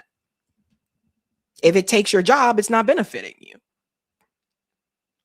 But it does benefit those at the top. So it's not to say that AI is necessarily bad. It's a tool, but it depends on how you use it. And some people can use it for good and some people use it for bad. So don't stop screaming about this, guys. Don't stop screaming about your concerns about artificial intelligence. Don't turn down for that because I don't want anybody to lose their job. And then, I don't even think they have an answer as to what happens when these jobs are going to be replaced. What are people going to do? But it's something we need to be prepared for. But don't stop complaining and screaming about AI. And JD said, turn down for what? Turn down for what? All right, ladies and gentlemen. Are we going into the Iran? Okay, let's go into the Iran war story here. If you haven't had a chance to do so, smash the like button. Thank you. And if you're new, don't forget to like, sub, and share, just like a Care Bear. Let's keep it moving and grooving, folks. We're going to get to this Iran war story here. Let me give you this update. I split this up into 3 different parts. Let's start with the ground troops. It has already moved in that direction. I was hoping it wouldn't, but it has moved in that direction. Right now, I want to bring up this clip here. They even said it on CNN that all the pieces are in place for the ground invasion. This woman, look at the look on her face. She looks terrified. Watch this. Well, Audie, whatever the president ultimately decides about a ground operation in Iran, all the pieces are now in the region to carry one out. And it's not just the 1,000 paratroopers. You have Marines deployed to the region, and then all the forces, the air transport, etc., that one would require to put troops on the ground, whether that be, you've heard the discussion of Karg Island, which is so central to Iran's energy industry, or perhaps along the shores of the Strait of Hormuz to secure the Strait of Hormuz. We don't know, and ultimately it's up to the president, but at least the pieces are in place. So we're left in a situation not unlike where we were 4 weeks ago before the start of the war, where you have 2 tracks at the same time. You have diplomatic discussions with Iran, or at least now laying the groundwork for those discussions, with an enormous military buildup. We saw what happened 4 weeks ago. The president chose the military option, saying that the talks weren't going anywhere. So we're left in that situation again. Will the president decide that the talks aren't going anywhere in his view and then deploy further military action up to and including ground forces? We don't know. I will tell you from here in Israel, there's a great deal of skepticism as to whether there is actual potential for real peace negotiations. So they already have the tools in place for the ground invasion. In fact, Nancy May spoke about this. She obviously was not happy about it. You can see it here. Just walked out of a House Armed Services briefing on Iran. Let me repeat, I will not support troops on the ground in Iran, even more so after this briefing. So she was kind of trying to find a way to let people know, look, they're already moving in that direction. Also, if you look at the landing sites, now this was on Fox News, but people want you to believe that this isn't happening. The Patriotic Blonde says, but wait, I thought there were going to be no boots on the ground because Trump master negotiated the end to the war that he said he would never start because no new wars. I'm so confused at this point. Look at the picture, guys. Possible landing sites for U.S. troops. Landing sites. Qasem Island, Hormuz Island, Kish Island. That's ground. They're not going to land in the ocean. But they keep telling you no boots on the ground. And here we are. We told you it was moving in that direction so people can see this for themselves. This is absolute insanity. These people are going to risk these people are going to be killed. They don't know what is waiting for them on Hormuz Island, Kish Island, Qasem Island. They don't know what is waiting for them. In fact, Iran responded. Shout out to Clash Report. They've been on it. Iran has reinforced Karg Island with troops, air defenses, and mines, preparing for a potential U.S. ground invasion. They're ready. U.S. officials warn of high risk, including heavy casualties due to layered defenses and recent deployments of Iranian man pads and anti-armor mines. Again, that source comes from CNN. Eric, let's go to the next part. One of the things that has been revealed is that the U.S. has now found out that Iran has advanced weapons that they were not aware of. And they're finding this out along the way. So if you're sending in, they're already sent them there. You sent those troops there to go on the ground. They don't know what they are going up against. Now, there is a positive thing that is coming from the troops. Rising number of U.S. troops oppose the Iran war.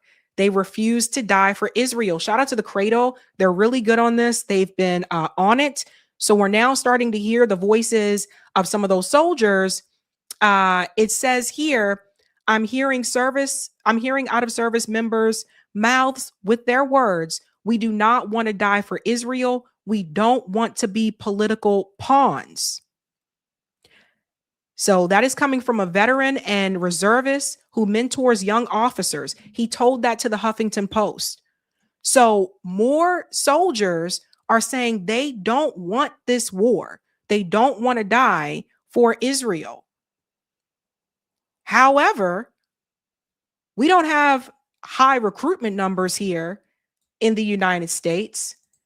And so, like, this shit is wild. The Army, they raised the enlistment age to 42 years old. They even removed the marijuana possession. So now it's like if you have marijuana possession, you can still join the military. They even took that away to lure more people into this cesspool. 42 years old. Now, you know what this reminds me of? It reminded me of the Ukrainian men who are being dragged off the streets to go fight, who are in their 40s.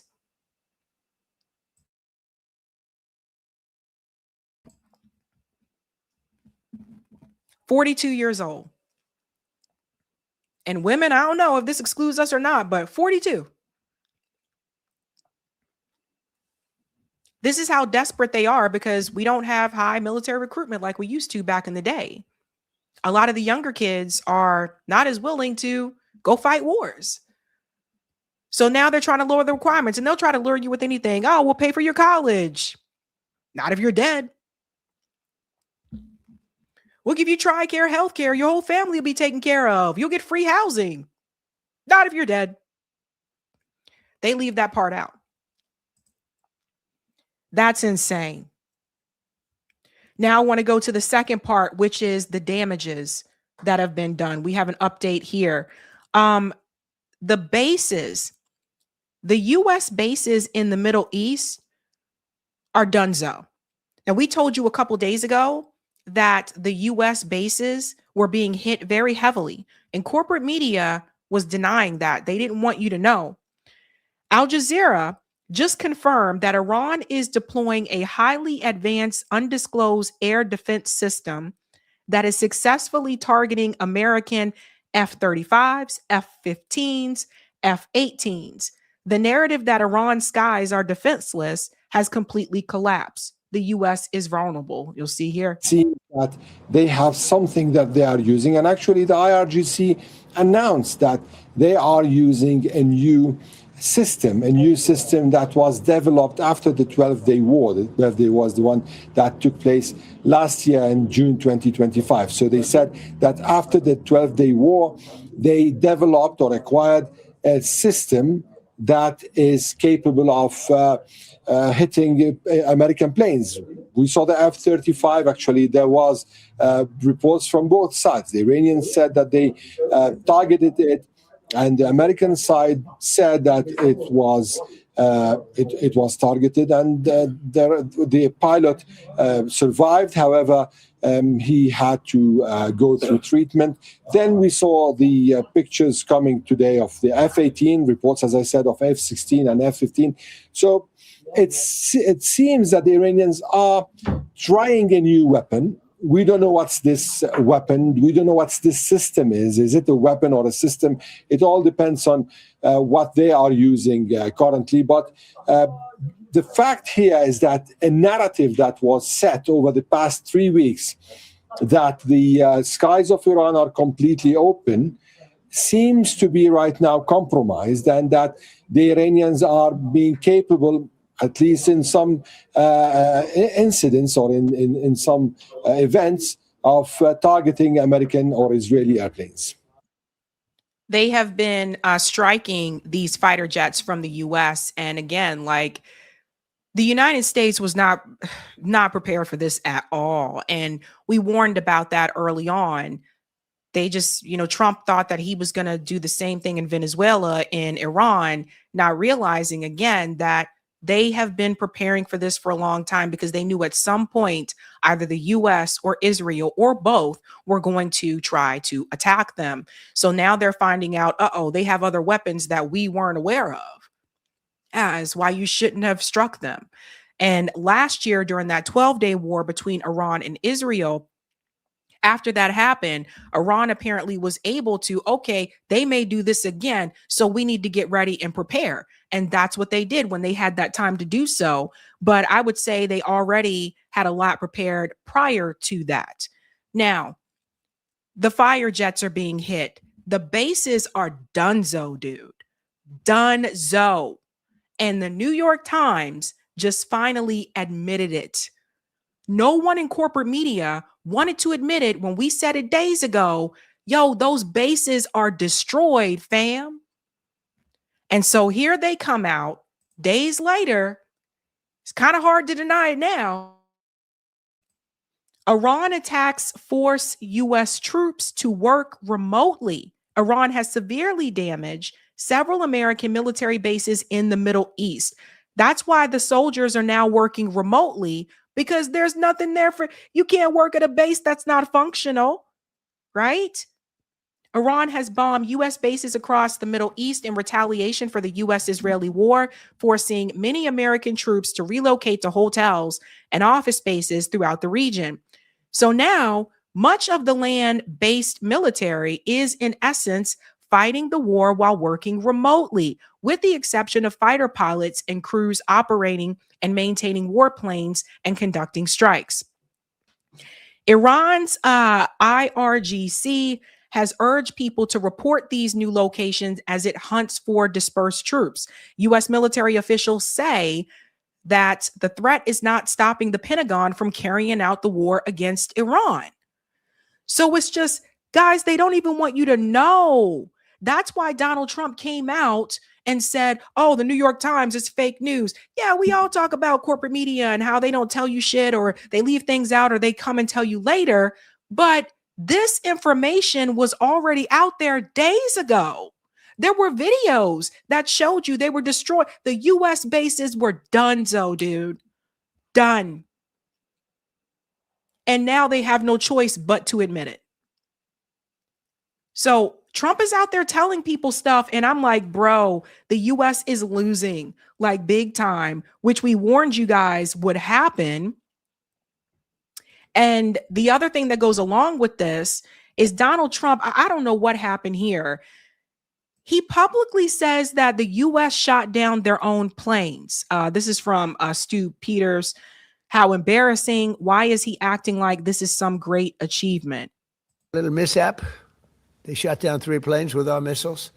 They happen to be our planes, but the pilots made it. Can you imagine the pilots making it? The pilots saw what was coming. And they said, those are patriots. We're not going to escape patriots. And they got out of there pretty quick, Pete, right? Pretty amazing that they got out. The 3 pilots lived. They're fine. In fact, they're flying today. Accidentally fired the missile? Yeah, the Kuwaitis made a mistake. They fired. They thought they were firing at the enemy. It was, as the expression goes, friendly fire. But the pilots are great. They're flying today. Pretty amazing when you think of it. Yeah. President Trump, on a human level, how hopeful are you that this peace deal will work out? Like as a human. So it's just now Donald Trump presented this 15-point plan. Actually, Jared Kushner, Steve Witkoff, they presented this 15-point plan similar to what they presented in Gaza. And, you know, Iran is like, yeah, fuck you. Iran is just basically like, we told you what our demands are. You can take these 15 points and you can shove it up your ass, basically, to make a long story short. But Donald Trump is trying to find a way out. That's why he publicly came forward and said, hey, we got a negotiation. We're talking with these guys. We're negotiating. Iran told you there was no negotiation. That's his way of trying to back out because they didn't realize that Iran had some of the weapons that they had. And they're like, oh, man, we might want to back out of this. So they're trying to walk out of that. Now, you will see here, this was on Press TV. Iran responded negatively to an American proposal. So I want you to hear what they said about that proposal from Trump. The latest updates we have for you, of course, coming to you from Press TV. The latest is an exclusive information coming to you from an Iranian, of course, a senior official saying, giving conditions for the war to end, that only if these conditions are met, Iran, of course, will end the war. If at a time of its own choosing. A few of these points, conditions from this specific official saying that Iran will not allow Donald Trump to dictate, of course, the timing of the war's end. Iran demands an end to the aggression by the enemy. It is demanding the establishment of concrete guarantees preventing the recurrence of war. Also demanding the clear determination, guaranteed payment of war damages and compensation. Also a comprehensive end to the war across all fronts, even including the resistance groups. And last main important one, of course, is the recognition of Tehran's sovereignty over the Strait of Hormuz as its natural and legal right. So Iran has told the United States, number one, you need to pay us for the damage that you did here so we can make repairs. Number two, we have complete sovereignty. Number three, you leave us the fuck alone, basically, to make a long story short. Those are the demands of Iran. So Donald Trump showing up with those 15 points, they're just like, yeah, I ain't reading all that. We ain't reading all of that. We told you what we asked for, and it is what it is. Now, here's the wild part. Israel is starting to melt down. And I mean, even in some of the leadership. The mayor of Israel lost his shit. The mayor of Israel came forward and is begging Benjamin Netanyahu to end this war. Check it out for yourself, folks. Ethan Levin, shout out to him for this post. Israeli mayor breaks down and begs for Netanyahu to stop the war. Things are much worse in Israel than we ever thought. I told you guys. They don't want you to know this. I'll have to read this with you here. אנחנו נלחמים על הבית. אנחנו עושים כל מה שאנחנו יכולים פה. He said, we're fighting for our home. We're fighting for everything we have here. אבל אין פה מדינה אחריך. בשביל להצליח אתה צריך מדינה. He said, there is no state behind you here. To succeed, you need a state. You cannot do it alone. אי אפשר לבד. You finished Misgav Am, you finished Toshiba, you finished Gadar, you finished everything. גמרתם את יישובי הגדר, גמרתם הכל! גמרתם הכל כבר! You've already finished everything, he said.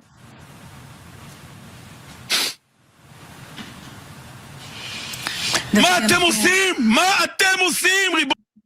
What are you doing? What are you doing? Lord of the universe, what are you doing? And see, this part of the problem, they look at Benjamin Netanyahu like he's some Jesus figure, some savior, Lord of the universe. ריבונו של עולם, מה אתם עושים? או שתגידו שאתם לא מסוגלים לטפל באירוע הזה.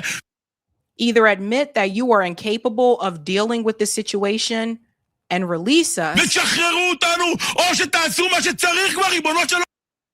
or do what needs to be done already, Lord of the universe. עולם! כמה... When I saw that Lord of the universe thing, it made me think about He-Man. You know, the Grayskull He-Man. I have the power of Grayskull. It's just, here's the thing, man. Okay. They're getting hit. They're getting hit pretty hard. I can show you some of the damage here in just a second. But what's happening there in Tel Aviv is nothing compared to what they did to Gaza. By the way, Israel's still bombing Gaza, by the way. They just bombed a tent yesterday. So all this crying, he's not really suffering, obviously. And they're damn sure not dealing with what people in Gaza had to deal with. Now we got a problem with the IDF. The IDF is starting to collapse. Shout out to the Cradle once again. Israeli chief of staff warns that Israeli forces are on course to collapse. According to a report from Ynet, Israeli chief of staff Zamir issued a stark warning during a cabinet meeting, declaring that Israel forces are on course to collapse into themselves under mounting internal and operational strain. Zamir cautioned that force requirements are rapidly expanding while the army remains overstretched across multiple active fronts, from Gaza and Lebanon to Syria and the occupied West Bank.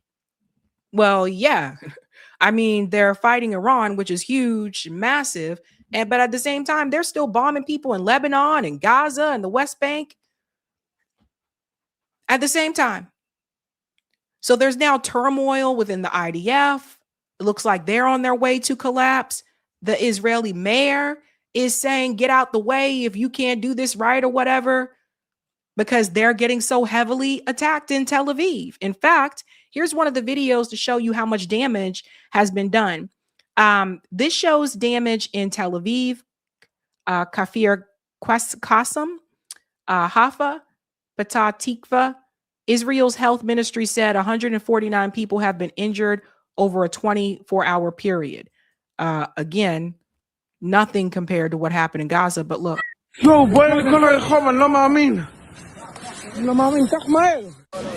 מהזירה בגני תקווה, בינתיים ללא נפגעים, מספר מכוניות... וואו!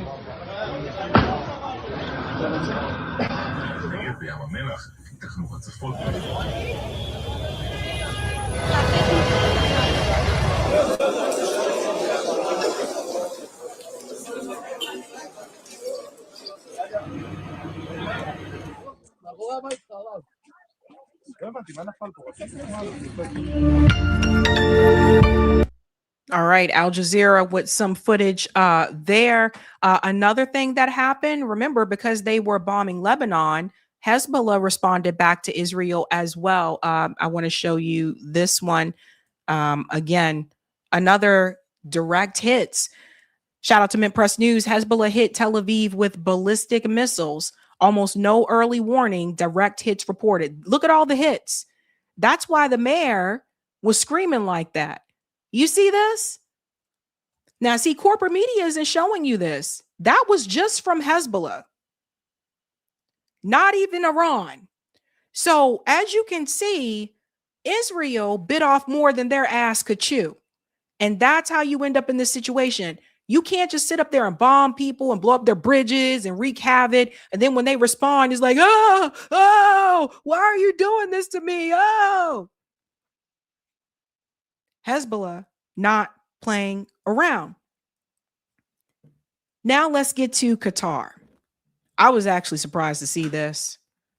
I still don't think you can trust Qatar, but Qatar is pissed. Qatar is pissed because their economy is dealing with this. Their economic infrastructure is taking a hit because they have been hit multiple times. So they made a statement here that Iran is not going anywhere. And I think this rubbed people the wrong way, but listen to it. First of all, I think we've said this countless times. Iran has been here for millennia. The people in this region have been here for millennia. Nobody's going anywhere. Total annihilation is not an option. No one people's or country will disappear from existence by the wish or whim of any political actor. We will live next to each other. We will be neighbors for the future of humankind, and we have to find ways of living next to each other. This is. So you guys hear this? So he said this publicly. Now, Qatar is just basically a U.S. outpost. I told you guys it's one of those fake states in the Gulf. Qatar, UAE, Bahrain is another one. But they usually, they're royal families that live there, and they're basically aligned with the U.S. for monetary reasons and stuff like that. And they allow the U.S. to put bases there. And it's like, you get to live here in luxury and you back us, we'll back you. But it's basically just like a U.S. outpost. That's what Qatar really is. But he made this statement publicly. He said Iran has been there for millennia. This is right. People got to understand, okay?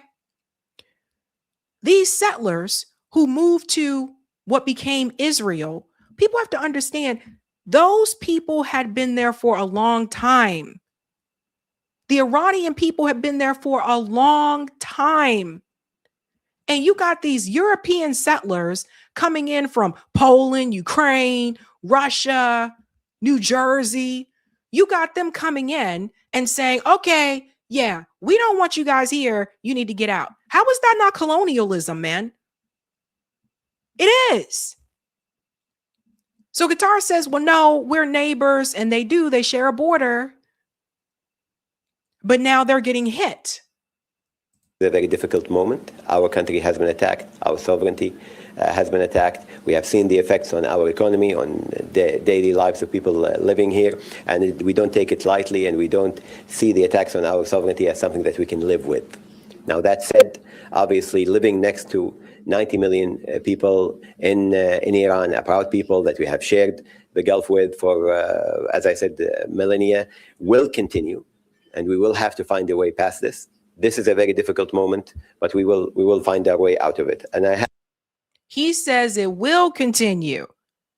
They share a border, they share resources in some instances. I mean, it's just like, y'all should have spoke up a long time ago. This is the thing that bothered me a lot. Like with Qatar, Saudi Arabia ain't shit. They be bouncing from friend to friend. They do the hokey pokey with Russia. Then they come back and do the hokey pokey with the US. And then they hokey poke with Israel.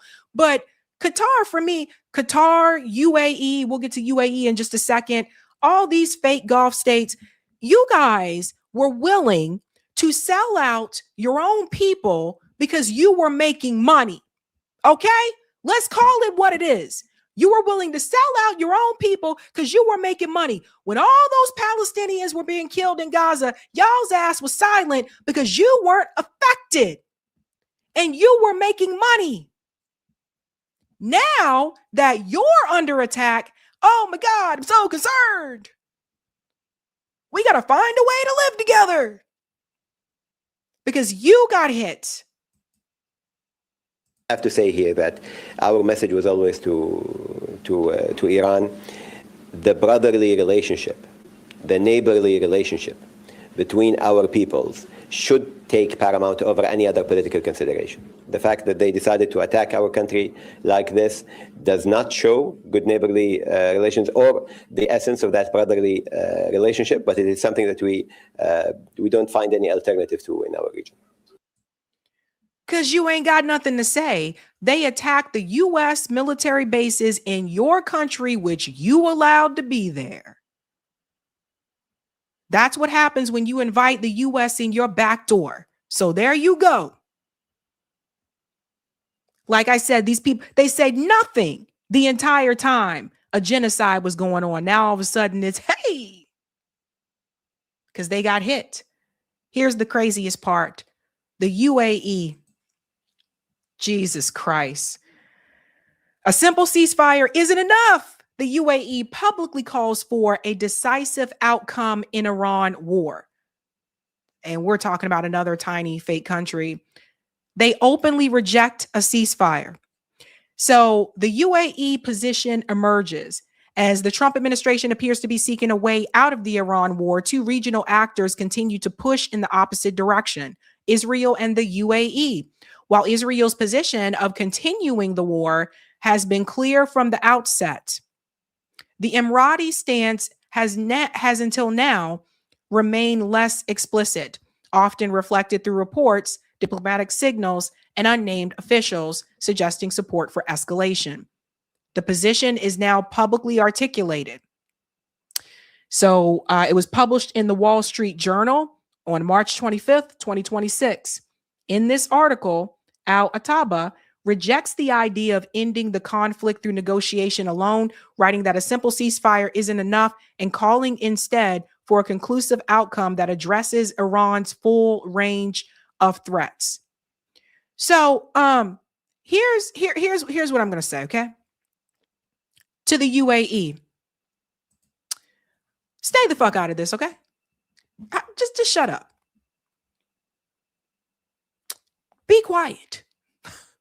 How about that? It's always interesting to me. Sometimes people feel like they have to come forward with some. Just shut the fuck up. Because I got news for you. If you want to get into this conflict, if you want to go alongside the U.S. and try to fight Iran, I don't think it's going to come out great for you, bud. I don't think it's going to work out great for you at all. At this point, you might just want to shut up. Sellout number 2, the UAE. We'll also go on to see this one.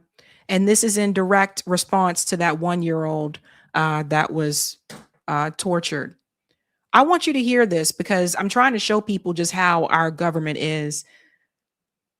Paul is sharing this video. This is a retired major general. And I want you to see what he says about these comments from Pete Hegseth. We also don't fight with stupid rules of engagement. We untie the hands of our warfighters to intimidate, demoralize, hunt, and kill the enemies of our country. Those are the words of a potential war criminal right there. And that is not the advice and counsel and direction that any Secretary of Defense should be providing our soldiers, sailors, airmen, and Marines. It puts them actually in greater danger. The Secretary of Defense is a disgraced major that was kicked out of the DC National Guard. He has no qualifications whatsoever to be the Secretary of Defense other than his extreme loyalty to the president. Again, those are the words of a potential war criminal.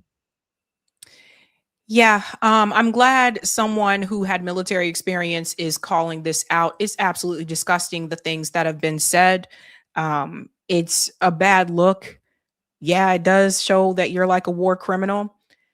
And it reminded me of this, and I have to touch on this for just a second as well. That's kind of wrapped up in all of this. There was a child who was apparently subject to torture, including having cigarettes extinguished on his body and a metal rod inserted into his feet in front of his father. In a delayed video released by the occupation, the moment of his handover to the International Committee of the Red Cross is documented in the Yellow Line area east of Gaza, days after he was detained along with his father. During his detention, he was subject to severe abuse, while his father remains imprisoned by the occupation to this moment. So Israel is still abusing children. To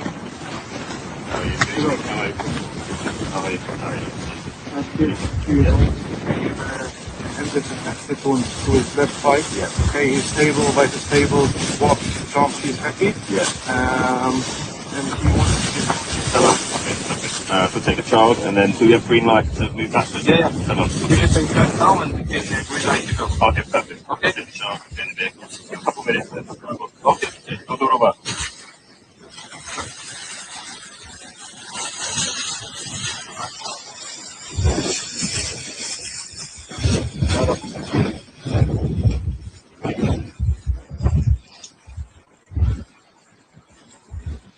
You guys see why I say these monsters have to be stopped?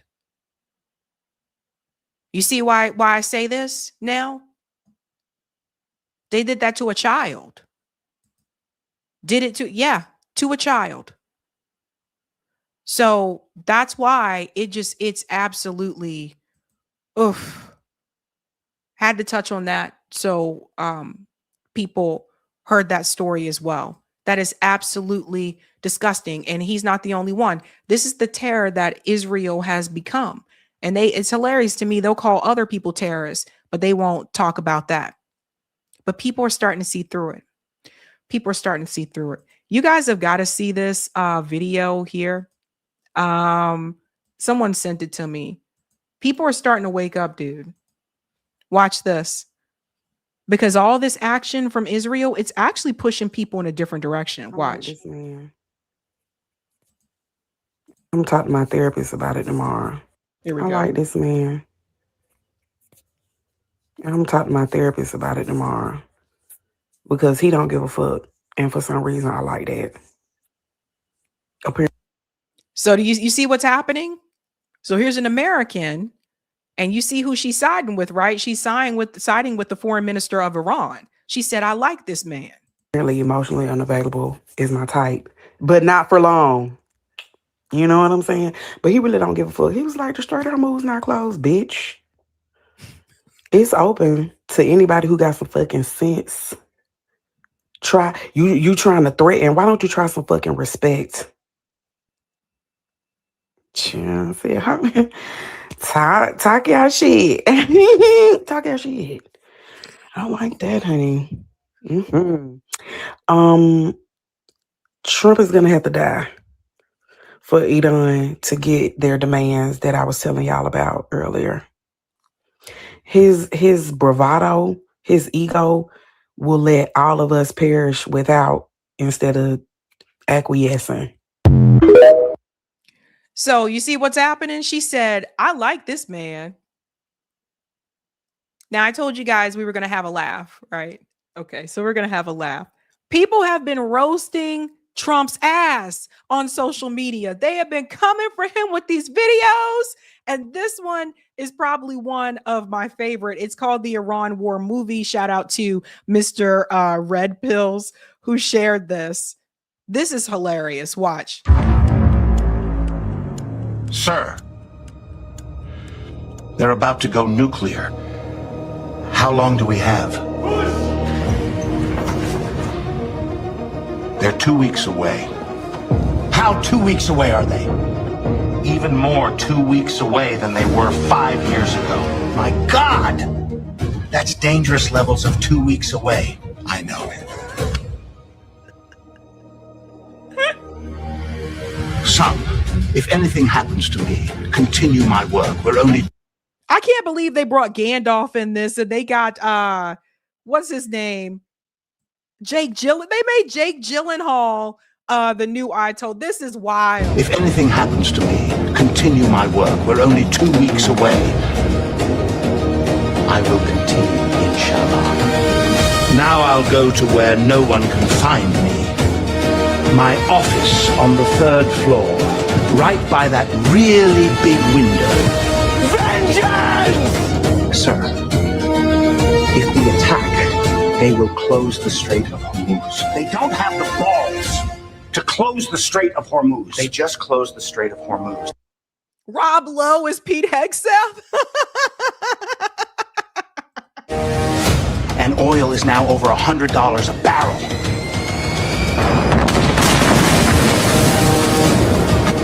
Please keep me out of this. No one likes this war. And I want to be president one day.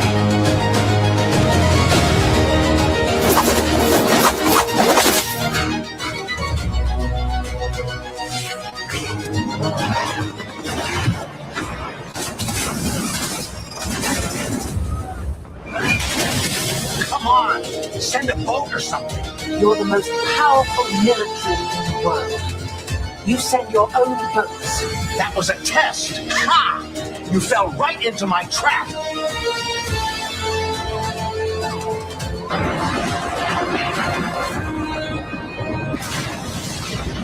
Some best reason for war is no reason at all.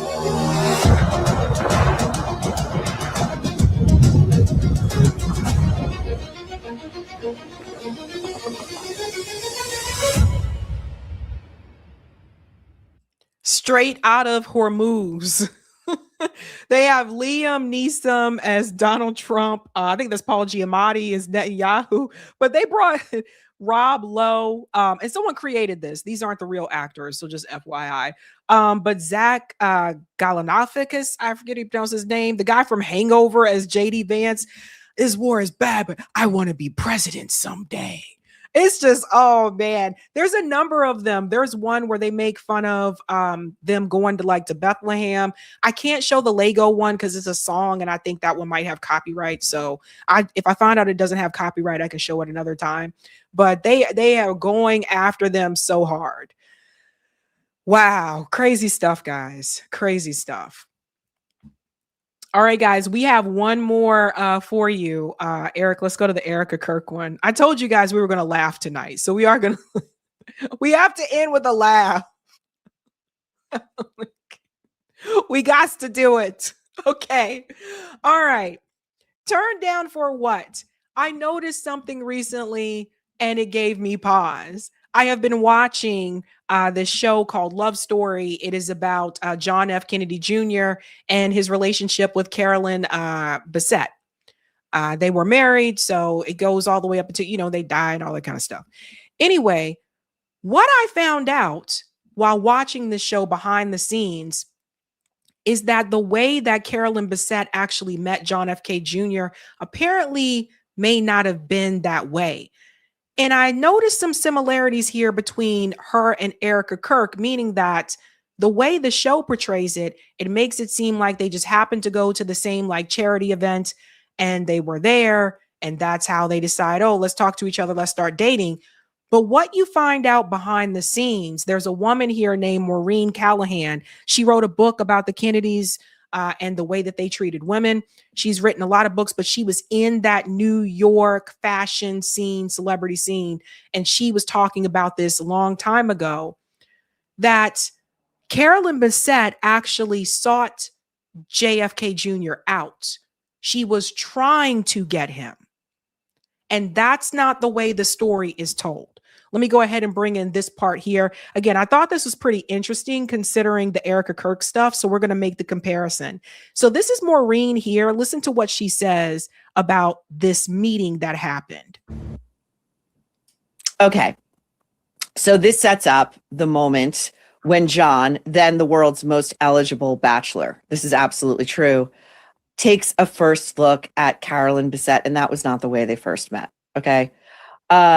And is immediately captivated. Now, listen, at the time they met, Jackie O was alive, okay? And Carolyn Bessette, would not have made it through the doorman at 1040 Fifth Avenue where Jackie lived, okay? She never would have made it through. John at the time was dating a movie star who has since retired named Daryl Hannah. And Daryl came from real money. Her family were prominent Democratic operatives in Chicago. Jackie didn't like Daryl because she was an actress, shades of the royal family, not wanting an actress in Meghan Markle really in that mix. There's a reason for this, okay? Now, but we're getting... Pause this part real quick. Because in the show, if you watch the show Love Story, it makes it seem as though John F. Kennedy Jr. was just like this really nice, easygoing dude. And they don't show you the other side. They don't show you that John F. Kennedy Jr. and Carolyn Bessette, they were very much a part of the party scene, the New York party scene, the drug culture as well. They don't show him in that light at all. And if you just watch that show and you don't look up any other research on your own, it's easy to believe, oh, well, JFK Jr. was just such this nice, easygoing guy. He just happened to have this Kennedy last name, and he was just looking for someone to fall in love with and get married with. You got to understand that John F. Kennedy Jr. at that point in time was one of the most eligible bachelors in the United States. And the fact that he was a Kennedy and she mentions this, he really could have had anyone that he wanted at that point in time. That brings in the question about Caroline Bessette. Caroline Bessette, she graduated from Boston University here. She went on to work at a Calvin Klein retail store at the Chestnut Hill Mall in Newton, Massachusetts, which is right next to Boston. And apparently somehow she went from working at that retail store to working for the Calvin Klein, the designer in New York City. Apparently she tried to dabble in some modeling as well at some point in time. What I'm saying is, when you compare this to Erika Kirk, what I've started to notice is I don't think any of these motherfuckers met by chance. Like, I'm really thinking back on some things, and I'm like, a lot of these prominent couples, I don't think any of it was by chance. But that Caroline Bessette sought JFK Jr. out. But the show doesn't show you that. The show makes it seem like, well, he went into Calvin Klein's store to get fitted for a suit, and both of them were at that charity event. He comes up and talks to her, and that's how they start dating. But that's not the story. So why are we constantly being told that people just happen to meet by chance when in reality it was coordinated? You got to coordinate. The setup is that this is a love story for the ages and that these two were fated.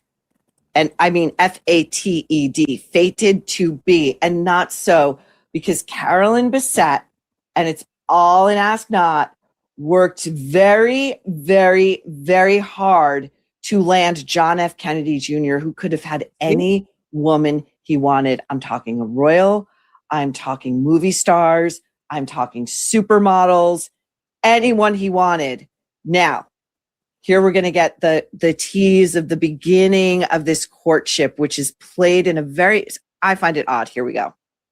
Okay, and then she gets into a little bit of the show. By the way, you guys need, if you haven't been watching her, watch her. Like, she's written multiple books, but she wrote a book years ago about the Kennedy men, including John F. Kennedy Jr., Robert Kennedy Jr. is also in her book. She tried to tell people years ago about the Kennedy men and how they were treating the women that were in their lives. And so this show Love Story isn't from her book, but if they would have followed her book, you would have seen some of the things that I was just telling you about, right? So here's another part here when she talks about, how they actually met. And this friend was the one who had the tickets to the rainforest benefit that Calvin was in charge of, and JFK Jr. was like a guest of honor. He was going to be seated at Calvin's table, and Carolyn was desperate to get into that party, like desperate, begging, you got to give me a ticket. You got to give me a ticket. I know you have an extra one. You got 3 in your back pocket. I see him. You got to give them to me. And this friend was like, you know what, sister? Karma has its costs. You're paying right now. So she did. They still to this day don't know how she wormed her way in there, but she wormed her way in there. Okay. Now, she wormed her way in there. She sought him out. But that doesn't sound like a beautiful love story, does it? So it's got to be, oh, we just happen to be there at the same time. Just like, she also talks about the fact that when Meghan Markle met Prince Harry, that Meghan Markle also sought him out. Now, why does this lead me to Erika Kirk? Remember what we were talking about, like this story of how she met Charlie Kirk and all those, the stories that she told? We just happened to meet. I went to an interview at Turning Point USA and he said, how about you be my girlfriend? Remember all that? It just happened by chance. So let's compare, shall we? Sword Truth said, old interview video of Erika Kirk has her calling the one who introduced her to Charlie, Tyler Boyer, a family friend, meaning she lied about when she and Boyer met. Listen to this. Oh, we're going back. It was a while ago. I can't even keep track of dates anymore with babies and anniversary dates and everything else in between. So anyways, so we had met through a family friend. He had invited me to the office opening for Turning Point USA, which I know several of you guys are supporters of. So thank you for all of your support for Turning Point USA. And so I went to the office opening and he was like, you need to meet the CEO. And I was like, okay, great. I don't know. I was not familiar with that world at all. But the interesting point is that year, that was in August. In May, I had taken a pilgrimage with my mom to Israel. And my whole intention of that trip was to find my future husband. If there was a hole in a rock anywhere to put a prayer, and those of you who've been, it was a while ago. I can't even keep track of dates anymore with babies and listen closely now. Anniversary dates and everything else in between. So anyways, so we had met through a family friend. He had invited me to the office opening for Turning Point USA, which I know several of you guys are supporters of. So thank you.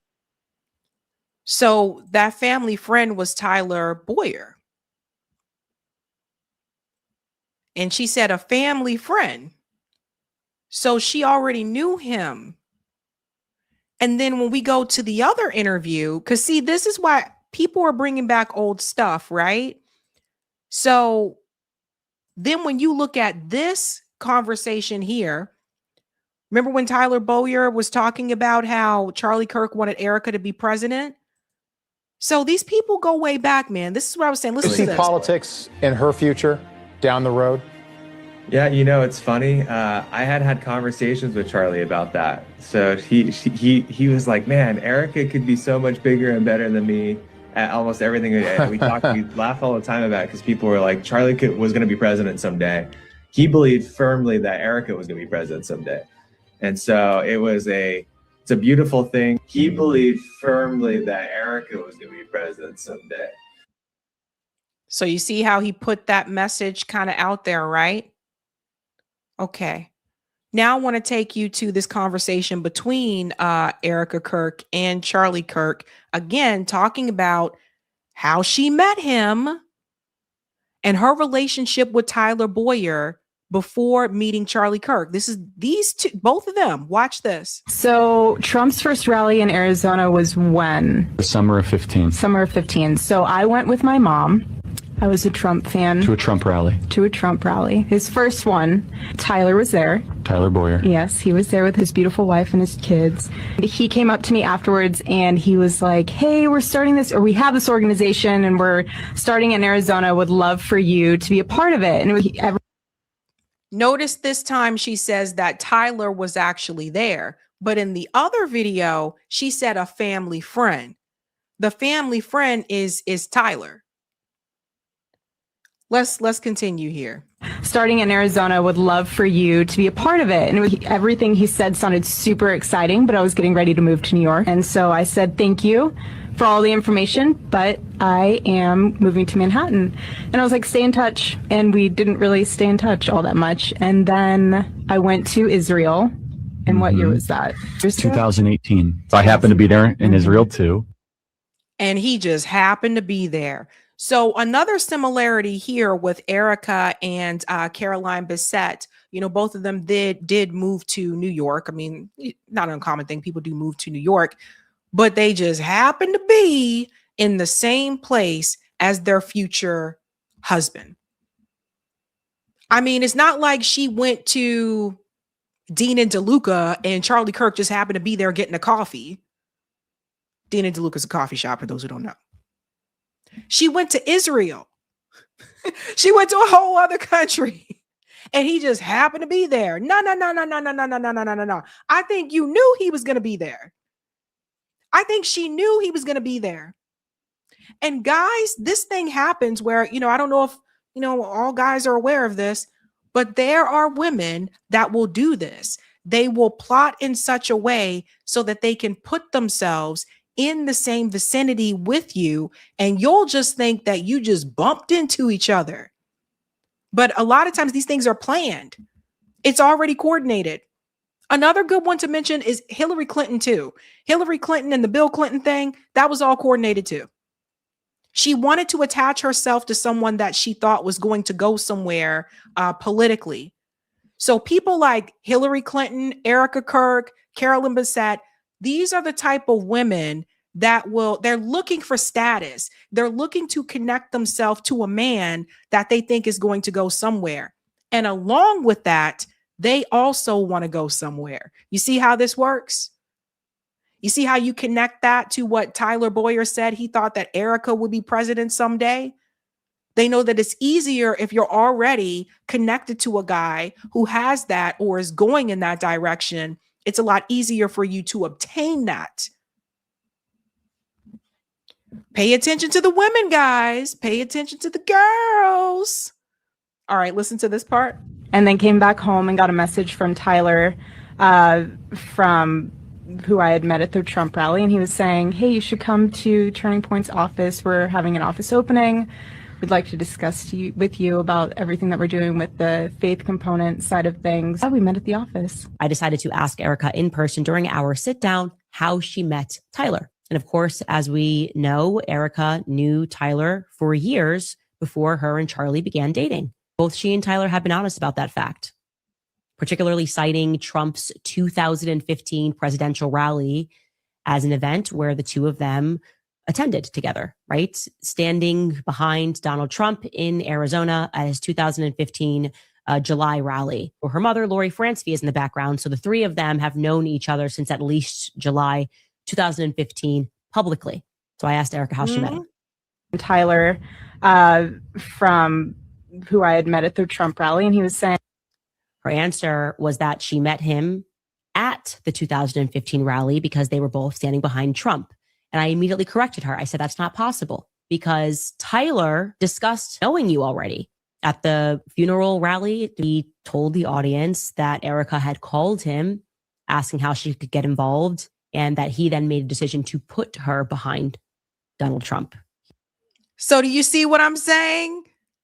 She already knew him. She already had a plan. She already knew what she was doing. How do you just end up right behind Donald Trump at a Trump rally? Unless someone put you there or unless you were working with Trump's campaign or something. So do you see how this all works? And then we call it honeypot. But do you see how it all works? These women put themselves in a situation so that they can get close to this proximity of power or power. Proximity is easier. And status, and they put themselves in that situation so that they can latch onto that and make a path for themselves. Here is Tyler making that statement in his own words at Charlie Kirk's memorial. At his wedding, I told the story of talking Charlie into moving to Arizona. He was an adamant Chicago boy. I needed to break that. Selfishly, I wanted him to love Arizona because I had recently convinced him to move Turning Point USA to Arizona. It was a hard sell at first, and that was until I hosted the first Trump rally in Trump rally history right here in Arizona in 2015. I got a call from Miss Erika Kirk, Miss Arizona 2012. I just want to help, she said. So naturally, I put her right behind the president at that first rally. He was hosting the rally. He put her right behind it. He said he got a call from her.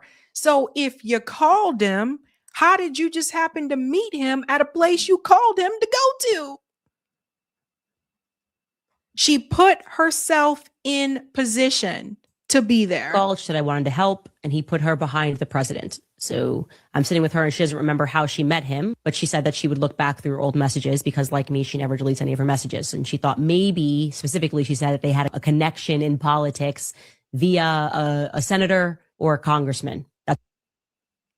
So listen, guys, come on now.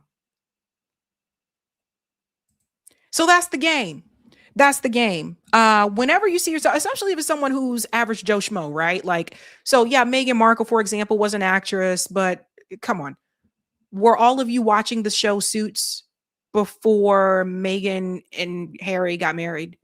Okay, so it's not like she was like an A-list actress, but she was an actress, right? And you look at JFK Jr. and Carolyn Bessette. She was working for Calvin Klein, which is, pretty, that's big deal. Calvin Klein was a top designer at that point in time. It's a big deal.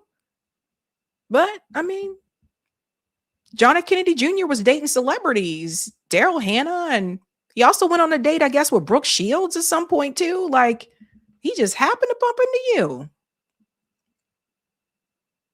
Some of you may be watching this and you're probably saying to yourself, I sincerely hope that my girlfriend or my wife didn't do this to me.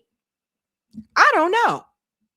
But what's interesting to note is that it's really easy to believe the other story because that sounds good.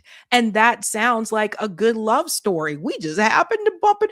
We were in Israel. We bumped into each other there. I went for an interview and he asked me to be his girlfriend. No, she was trying to become the girlfriend and then the wife.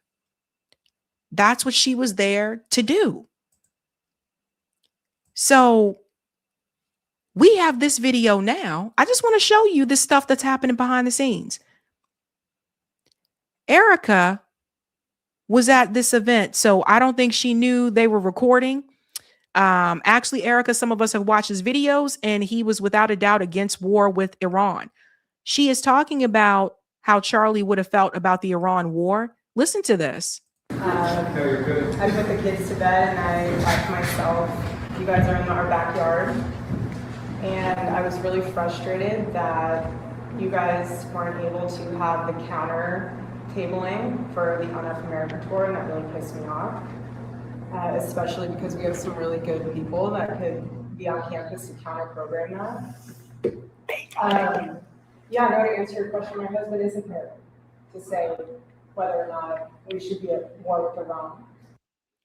No, he's not here to say whether or not we should be at war with Iran. However, the videos are still very much public where he said, no, we should not go to war with Iran. So why is Erika Kirk pretending as if she does not know his answer to that? I would love for him to be here right now and tell us if we should or should not. I would love it. I miss his voice more than anyone in this world. He already told you, he already said it publicly not to go to war with Iran. He spoke to Donald Trump privately and said, don't go to war with Iran. So why is she pretending like this didn't happen? And, you know, it's frustrating when you have people speaking for him. I have a sentiment for that. But thank the good Lord that we have a bunch of his videos that we can look back on. And it's like chapters like this, I have to commend you. This is amazing. All of you guys sitting here together having debate, discourse, dialogue, that's what Turning Point USA is about. And that's what I wanted to continue. So when you ask what's our stance on the war, what's our stance on that, I actually would prefer that we have these types of discussions where our stance is on freedom of speech. And I want you guys to all continue to just... Yeah, so that video has been making the rounds. JB said, if he already said it, why does his wife not know his position? It's public. It's public information. You can go onto Twitter or Google right now and see those videos where he said, no, we should not go to war with Iran. But she doesn't mention that, right? So I told you that we were going to have some fun because we got to have some fun with all of this. I mean, essentially, this is really what you got. This is really what you got, right, Jersky? Jersky did it so well. One part of this I'm going to have to mute because that California Girl song plays. But until then, get on your feet, boy!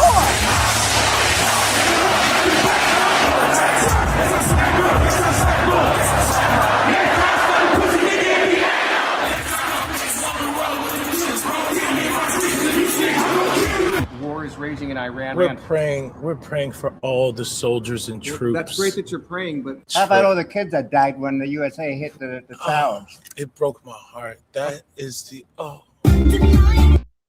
Got to mute this part because of the music. This is comedian Jersky.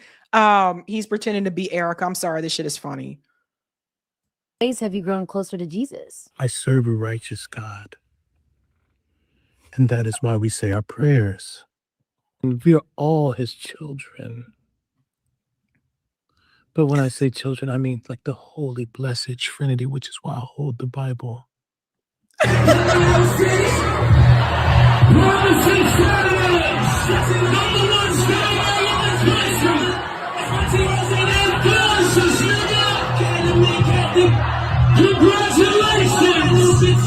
Sweet cream foam chai ice matcha. And Bella will have all organic pop cup. Organic? Yes, everything organic. Oh, say does that star-spangled banner yet wave o'er the land of the free. 4, 3, 7. Oh, are you good? 4, 3, 2. Hold your chest lifted. We're gonna lift. We have to protect all men in America, especially all white men in America. Those are the boys that we care about in this country. America is built on their backs. Yes, because they are the ones who mattered most. Let's give it up for Let's give it up for Drewski. We gotta drop the beat, guys.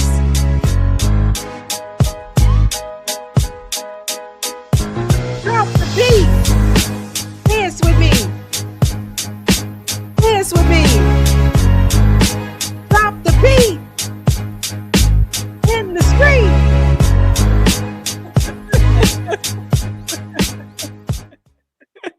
There's one. I gotta show you. There's one more.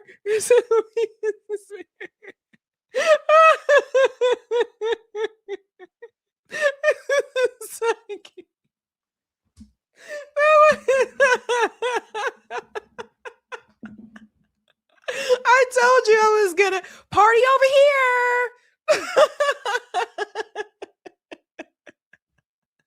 So anyway, guys, I told you I wanted to end on a funny note, but comedian Drewski did that so well. And I think he points out the fact that, hey, she's loving all of this, all the tension and everything.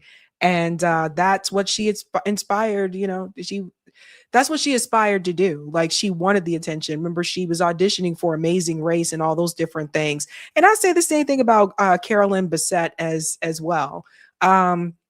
They put themselves in proximity to someone with status and power because they wanted it to. So for all the guys out there watching, be careful about these girls that you just happen to bump into. Oh, man. All right. I think Eric is going to close out the show. All right. In the movies, I think they call it a meet cute, where they were the two lead characters first meet up. Yeah. They just happen to be in the same place. Tommy said, get out of Scottsdale, every last one of you. But yeah, I remember back in the day, like, they were all over John F. Kennedy Jr. And there was like a Seinfeld episode where Elaine was like, she had a chance to meet him. And she was like, oh my God, John. And yeah, it's like the world's most eligible bachelor, at least. He was going good till he flew his plane into the bay, but that's another story. Yeah, that's enough. I'm telling you guys, read that woman's book. Maureen, read her book. Maureen Callahan. She wrote about this years ago. I'm telling you, she was trying to tell people about RFK Jr. and JFK Jr. She was telling people about what they did to the women that they were with. I'm telling you, read her book.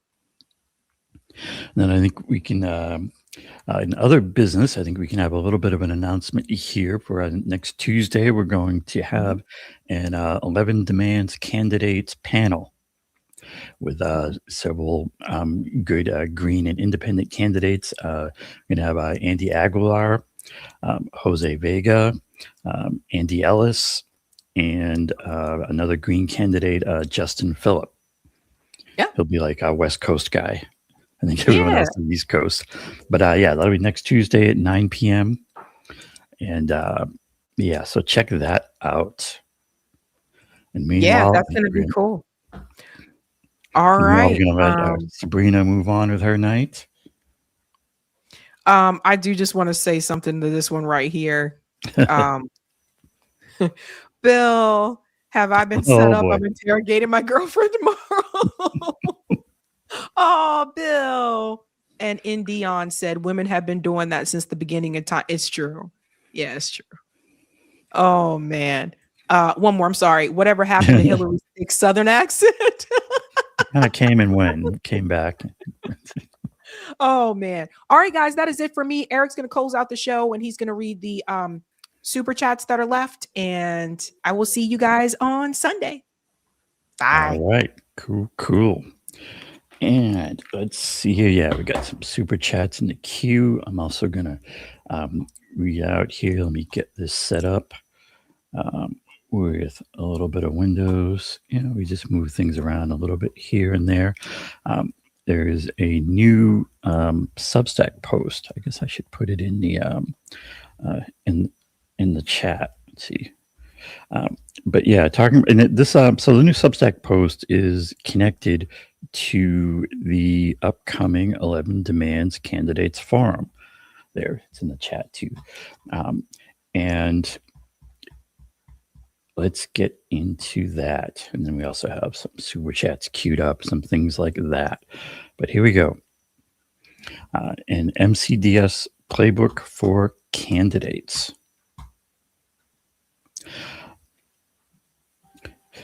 Connecting the dots leads us to the core problem, the root cause that our capitalist system pushes massive wealth and resources into the hands of a small number of billionaires, and they use those resources to corrupt the government to act in their interests, further increasing their wealth, and on and on. And it comes down to this: nothing really gets better until we decorrupt our government. Both major political parties are filled with corrupt corporate warmongers. It's past time to move beyond left-right infighting, and it's about up versus down. And in this article, you'll see links for that connect into other Substack articles that get further into some of these topics, like up versus down gets into one about it's not left versus right, it's up versus down. We need candidates from outside the duopoly, candidates who will not be shy about calling out the powerful with clear demands and solutions. MCDS is a simple framework for understanding how government really works and how we can fix it.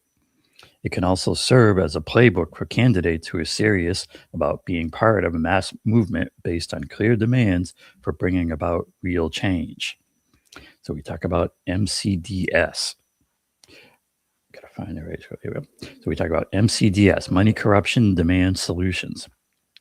M, always follow the money and connect the dots all the way up to the top, to the billionaire class, to the top 0.1% that will literally kill us all for a more profitable quarter. You need to know your enemy and make it crystal clear whose side you're on. And, remember, this is kind of about, this is directed a lot at candidates. I mean, it's also about all of us. But if we're looking at candidates and thinking, should this be someone we support or should we not? How should we be looking at them and rating them and thinking about them? That's what this is about. This is what, from an 11 Demands perspective, we were looking for in a candidate. C, call out the corruption relentlessly. Begin with it, bring it up in the middle, and finish with it. Everyone knows our government is bought off. You need to use that. The word corruption, that word should appear on the lead page of your campaign website prominently and repeatedly. And this is actually a test I do sometimes. I'll look at, I'll see a new candidate out there. I'll bring up their webpage. I'll do kind of the old Control F, find on page, and I'll see is the word corrupt on there. And, even with a lot of candidates I like, that they don't use the word. I don't see the word on there. So it's almost becoming kind of a mission of mine to get them featuring that word. I mean, use the word. It's a powerful word. D, real change starts with real demands. And having a set of clear, concise demands is crucial for engaging large numbers of people. Be direct and dial it up. And it can start with core issues. Medicare for all itself is a compromise. We should be demanding full health care for all. in a United States national health care system. A higher minimum wage is good, but it's not nearly enough. Demand a minimum standard of living for everyone, no exceptions. So, this is about not just demanding compromises, not just being safe or average about it. This is about demanding dialing it up to 11. And that's where we should be starting from as a movement, as candidates who propose to be part of a movement for real change. And end the wars. Call out the real driver of the war racket, the money. We need to demand peace. Then we get to the S. Flowing from those demands are the solutions, with the core solution being at the top of the list. Fix big money in politics and government. And you can see it in item number 1 on the 11 demands for real democracy on that list. If you look at that first item, it gets into what those solutions look like. There's an old saying, may you live in interesting times. These times we have are certainly interesting and challenging, and everyone knows there's something deeply wrong with our society, with our world. It comes down to this. We need numbers. We need a mass movement powered by clear demands. Without those numbers, the demands are moot. But with those numbers, anything becomes possible. People are ready, and we all have a role to play. 11 demands and the MCDS framework explain how the system operates and how it can be transformed into one that works for the 99%. All the content on the 11demands.org website is free to view, copy, and distribute. So I'd say to everyone, candidates and everyone, make use of anything that's on there that works for you. And let's all collaborate on winning us a better world. And like mentioned on the item number 1 on 11 demands for real democracy, there's that key item. We need to fix big money in politics and government.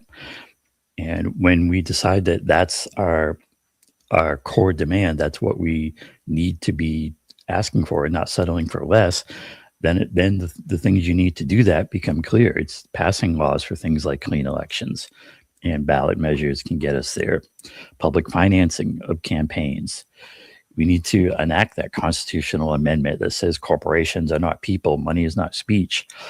Getting a constitutional amendment enacted like that could be a rallying point for that kind of movement. And you need that for some of the next steps, like regulating campaign spending and lobbying. We should be investigating and prosecuting corruption at all levels of government and banning that revolving door politics, and demanding real transparency for all our representatives and agencies. And so the point is, these things can be fixed. It's not that all this is too complicated or it's so such a difficult Rubik's Cube. There are real solutions to this. It's really a matter of political will. It's a matter of getting people on the same page and into that kind of a movement. And I'll bring up one more thing on the 11 Demands website is there's, sorry, just getting my mouse in the right spot. So this is the lead on the 11demands.org website. The 11 Demands strategy proposes the formation of a mass movement centered around that core demand and the convergence of direct action, mutual aid, and electoral efforts to achieve a better world. So we have, the 11 Demands Candidates Summit, Candidates Panel coming up, and that's a big part of it. But also there are other big parts of it in terms of direct aid. Mutual aid has a big role to play in all these things. So please do check out that candidates forum. I think we're gonna have a good conversation on Tuesday, hopefully we can get these candidates that we can really get behind and make it part of something bigger to get into some real change. All right, so that's the 11 Demands Substack. And yeah, so that candidates forum will be Tuesday. On Tuesday, the next live show for Sabby Sabs will be Sunday at 5 p.m. And then the next show after that, the Tuesday, the shows will start live at the usual 7 p.m. time. And then after a couple hours of Sabby doing stories, then we'll get in at 9 p.m. Eastern into the candidates forum and start that very interesting discussion. I hope to see all of you then. Meanwhile, we got a little more business here to deal with. So we got a pretty full queue of super chats. Some of them go back to the earlier stories. Let's see what we got in there. Thanks for the super chat from Anton Wheeler, who says, the greatest threat to any nation's security is the lack of true understanding of history. Just my 2 cents. Wake up, humanity. Wake up. Thanks for that. And thanks for this. Hang on. All right. Hopefully that's better. Thanks for that for the super chat. Kenman, who says, isn't Melania a robot? I know that was certainly a joke in the chat, like which one's a robot, which one's not.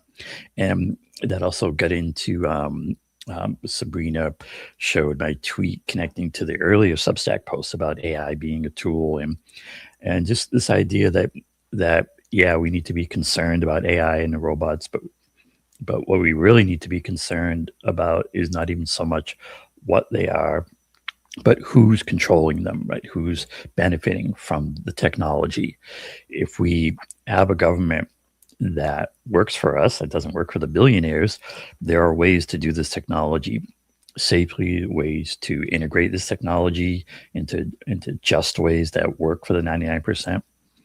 The problem is right now with a government that's just totally in the pocket of the billionaires in that class is that the technology is just going to be implemented to line their pockets to increase the wealth of the billionaires, which, you know, the way they get rich is by basically stealing from our hard work, the 99% of the working class.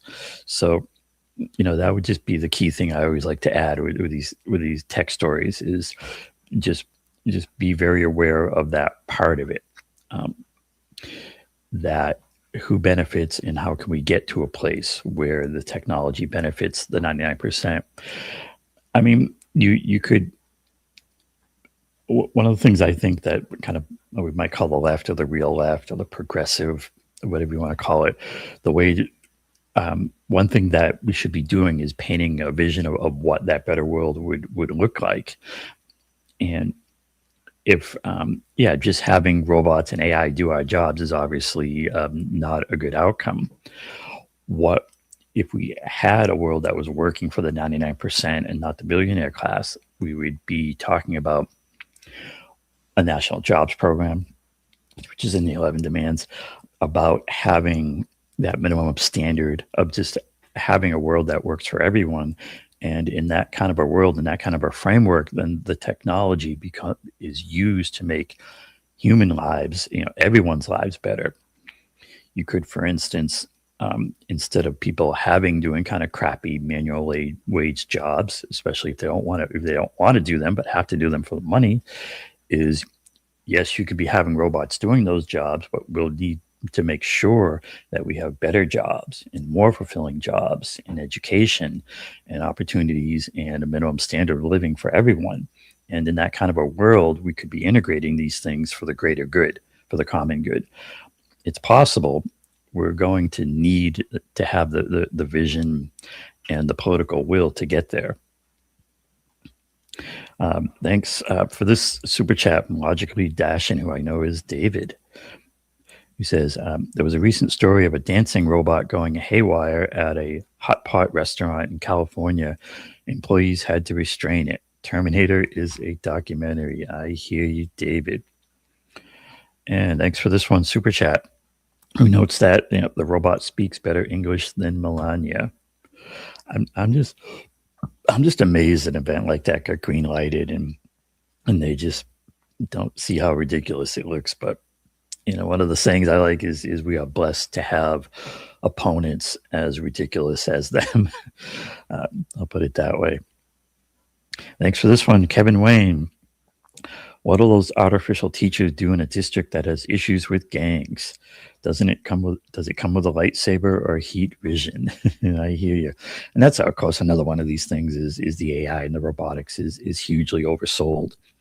Yes, the capabilities are increasing, but they're nowhere near what they're talking about. A lot of what happens with this technology, it's all about trying to sell the actual product, even though it doesn't work that well, to get venture capital, to get it into Wall Street. That's really a lot of what goes on as much as anything. And these things that you'll see, like this robot and a lot of other things, are really just these very constrained demonstration projects, and it doesn't really have practical usage in the real world. Not even close to it as yet. And here we go. Thanks for this one, Marlon Wells, who asks, where will the revenue for the greedy come from? I hear you. And of course, we know it comes from us. And that's the other thing I always like to note, when with everything that's happening, the billionaires are getting richer, every year through all of this. And that's very telling how that keeps happening. And yes, Arthur Fletcher, thanks for this generous super chat, and noting as well, which one was the robot or Melania? And thanks for this one, super chat from For Sale, who says, the ones that don't want to pay robots to work. I think talking about who wants this stuff. I hear you. They want the robots that don't take sick days. Yeah? And shout out to Mrs. Richie Blackmore for this super chat, who says, soon only elite private schools will have human teachers and public schools will have AI. How will robots handle unruly students? Scary. I hear you. And, all this stuff is, bad and getting worse. There are things have gone, further than we could even have imagined. And it just needs to be all the more impetus for that 99% to get their stuff together and get something going and figure out those clear demands and how we come together around them. Thanks for this one, LMB, who says, happy to remove inconsistencies, emotions, and politics. I think maybe still talking about the robots. And shout out to Fatima, who says, never forget Gaddafi tried to give reparations to Black people in America, and Obama refused the funds. Yeah. And thanks for this shout out from Do CTA Funky. I'm not sure what all that is, but thanks for the super chat, who says NCOBRA, National Coalition of Blacks for Reparations in America since 1987. All right, duly noted. And thanks for this super chat, Silver Star, who asks, how is a robot grateful? It lies from the jump. Yeah, there is there is that part of the there's actually a thing in robotics, or maybe it's more in science fiction because we haven't really gotten there yet. But there's a concept called the uncanny valley, and it's where an android it's like on the way to an android that looks fully human. And if you have like an android or a robot that is obviously a robot, then it doesn't really it's read by the human eye and the human brain as a robot. As robots and androids get closer to human, and they start to sort of look human and seem human, but they're not really human. They're not fully there yet. There's the idea of the uncanny valley, where they sort of look human, and we feel like we want to treat them like humans, but we know they're not, and they don't really read that way, and it becomes this cognitive kind of dissonance behind, is that really a person or is that a robot? And I've heard that described as the uncanny valley. And then the next step in robotics and Android is then to have the ones that look fully human and that can pass for fully human. But we are still a long ways away from that. And thanks for this one, Logically Dashing, Mr. David. Says, I'd argue AI is a weapon against the poor and humanity as a whole, as it takes over creative sectors, acts as law enforcement, and harms the environment. I hear you. And thanks for this one, Goy Girl. who asks, boots on the ground, it's going to be a slaughter. Damn. Yeah, we'll see, is Trump really going to pull the trigger on the boots on the ground thing, and how far will it go? And thanks for this one as well from Do CTA, who says, and Cobra and others are still actively pursuing H.R. 40, passed by the late Honorable Congressman John Coyers, introduced on 11/20/1989. To continua. Thanks for that. And shout out to Clarissa for this super chat, saying, how do you fight a war remotely? I mean, the traditional type of war, of course, is very boots on the ground and hands on. What war has become, it kind of has become very much a remote control war, or at least on our side, on the on the delivering side. You have all air power, drone warfare. I think the Army, Navy, they're recruiting gamers maybe as much as anything to run the drones and run the robots. And for good or for worse, that remote control war is very much a part of things, about how things operate. We need to get to a world where we're demanding peace, and where we're saying that every bomb dropped remotely, every drone strike is a crime that we should not be committing, period. I think that's where we need to get to. Thanks much for the super chat, Jabram Allen. We need Pan-Africanism, preparation for dual citizenship, and to accept that the U.S. will never change. I don't blame you with the set sentiment. Thanks for the super chat, Sparky. Look on the bright side. President Trump's intellectual deficits may lead to the demise of Israel. Iran has a whole sack full of missiles and drones to shower them for a couple of years.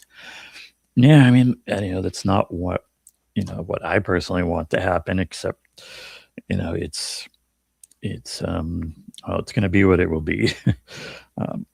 We need to find our way to peace. And thanks much, DoCT, for this for becoming a member on YouTube. Appreciate that. Shout out. And shout out to Conversation Piece, who says, oh, Shiva Sabby. And shout out to Jabram Allen, who says, how can you be a state when you can't exist without U.S. support? Genocide and neocons covering for you. Yes, thanks for that. And shout out to Marlon Wells. Says, colonizing in the 2020s is hard work. Yep. And it's, I think you, Marlon, as well as, I think I, as well as you, we're shaking our heads at how, at this late in the game of human history and what we'd hope would be evolution, we still have colonization and genocide. But here we are, and I guess we can hope that it's kind of the last gasp. It's kind of a hump where we need to get over, where things get this bad so they can get better, is maybe the best we can hope for right now. And shout out, thanks for this one, Katrina, who says, OMG, quote, we believe in a two-state solution, ATB at the appropriate time. WTF, love you, Miss Sabby. All right, thanks for that. Appreciate it. Sabby appreciates it. And also from Katrina who says at the appropriate time. Yep, I hear you. And Logically Dashing, thanks for this. She says, y'all will laugh until the AI slop poisons your water. I hear you, David. Thanks to Anything But the Norm for the super sticker. And we're getting down here into the queue, towards the end of the queue here. Shout out to Bombarded with Yokels, who says, I think every politician should be fearful of the lake of fire. Yeah, there's that old saying, a special place in hell for some people. And the ones that really get me is when you see politicians and media figures who have gifts. You know, they have talents. They can be well spoken. They seem pretty intelligent. They seem to know what they're doing, and they use those gifts in support of empire and oligarchy and all of this stuff. And I think those kind of people are especially pernicious. I guess the word I'll drop on that. And a shout out to Mr. Roger Meadows for the super chat. And Mr. Roger says, I'm supporting Andre Easton of PSL for Torres' seat. Ask Jose why his platform is devoid of domestic policies. Dude is all foreign. He's got like 3 issues. All right, Roger, we'll keep that in mind. What I really need to keep in mind right now is to bring up some of these Rumble rants. All right, we got a few in here, I think, to close us out. Thanks for the Rumble rant from RB Han, who says, who notes, nobody distorts the memory of the Holocaust more than Zionists. And we're going to do a little scrolling here. I think we got a couple more in November. Yeah, pretty busy night out on the Rumbles. It's good to see. Thanks for this Rumble rant. Goo81. He says, my message to the mayor, go cry me a river. It's called karma. I hear you. Talking about that Israeli mayor. Oh, there's one. And thanks also for this one, Goo81. Qatar was not concerned when Israel hit Qatar. Don't trust the Gulf countries. Mm-hmm. Yeah, I mean, you know, we get the game that's going on over there. You know, you have these rich, corrupt families, and they're in it for their money and position, and they don't care how much their countries and their people suffer, or the region. And thanks for this one, also Goo81. You know, it's tough talk from the UAE while hiding in Egypt. I hear you. All right, I think that is just about going to do us for tonight. Let me double check this queue. Yeah. All right, so thanks all for watching our show today. Like I said, we got an 11 Demands candidates forum coming up pretty soon next week. Next live show will be here Tuesday at 5 p.m. Eastern time. You can check out some of the things that I talked about on the old 11demands.org. There it is. And that's going to do us for tonight. Until then, I'm just going to say have a good night. Keep up that fight. And thanks, everyone.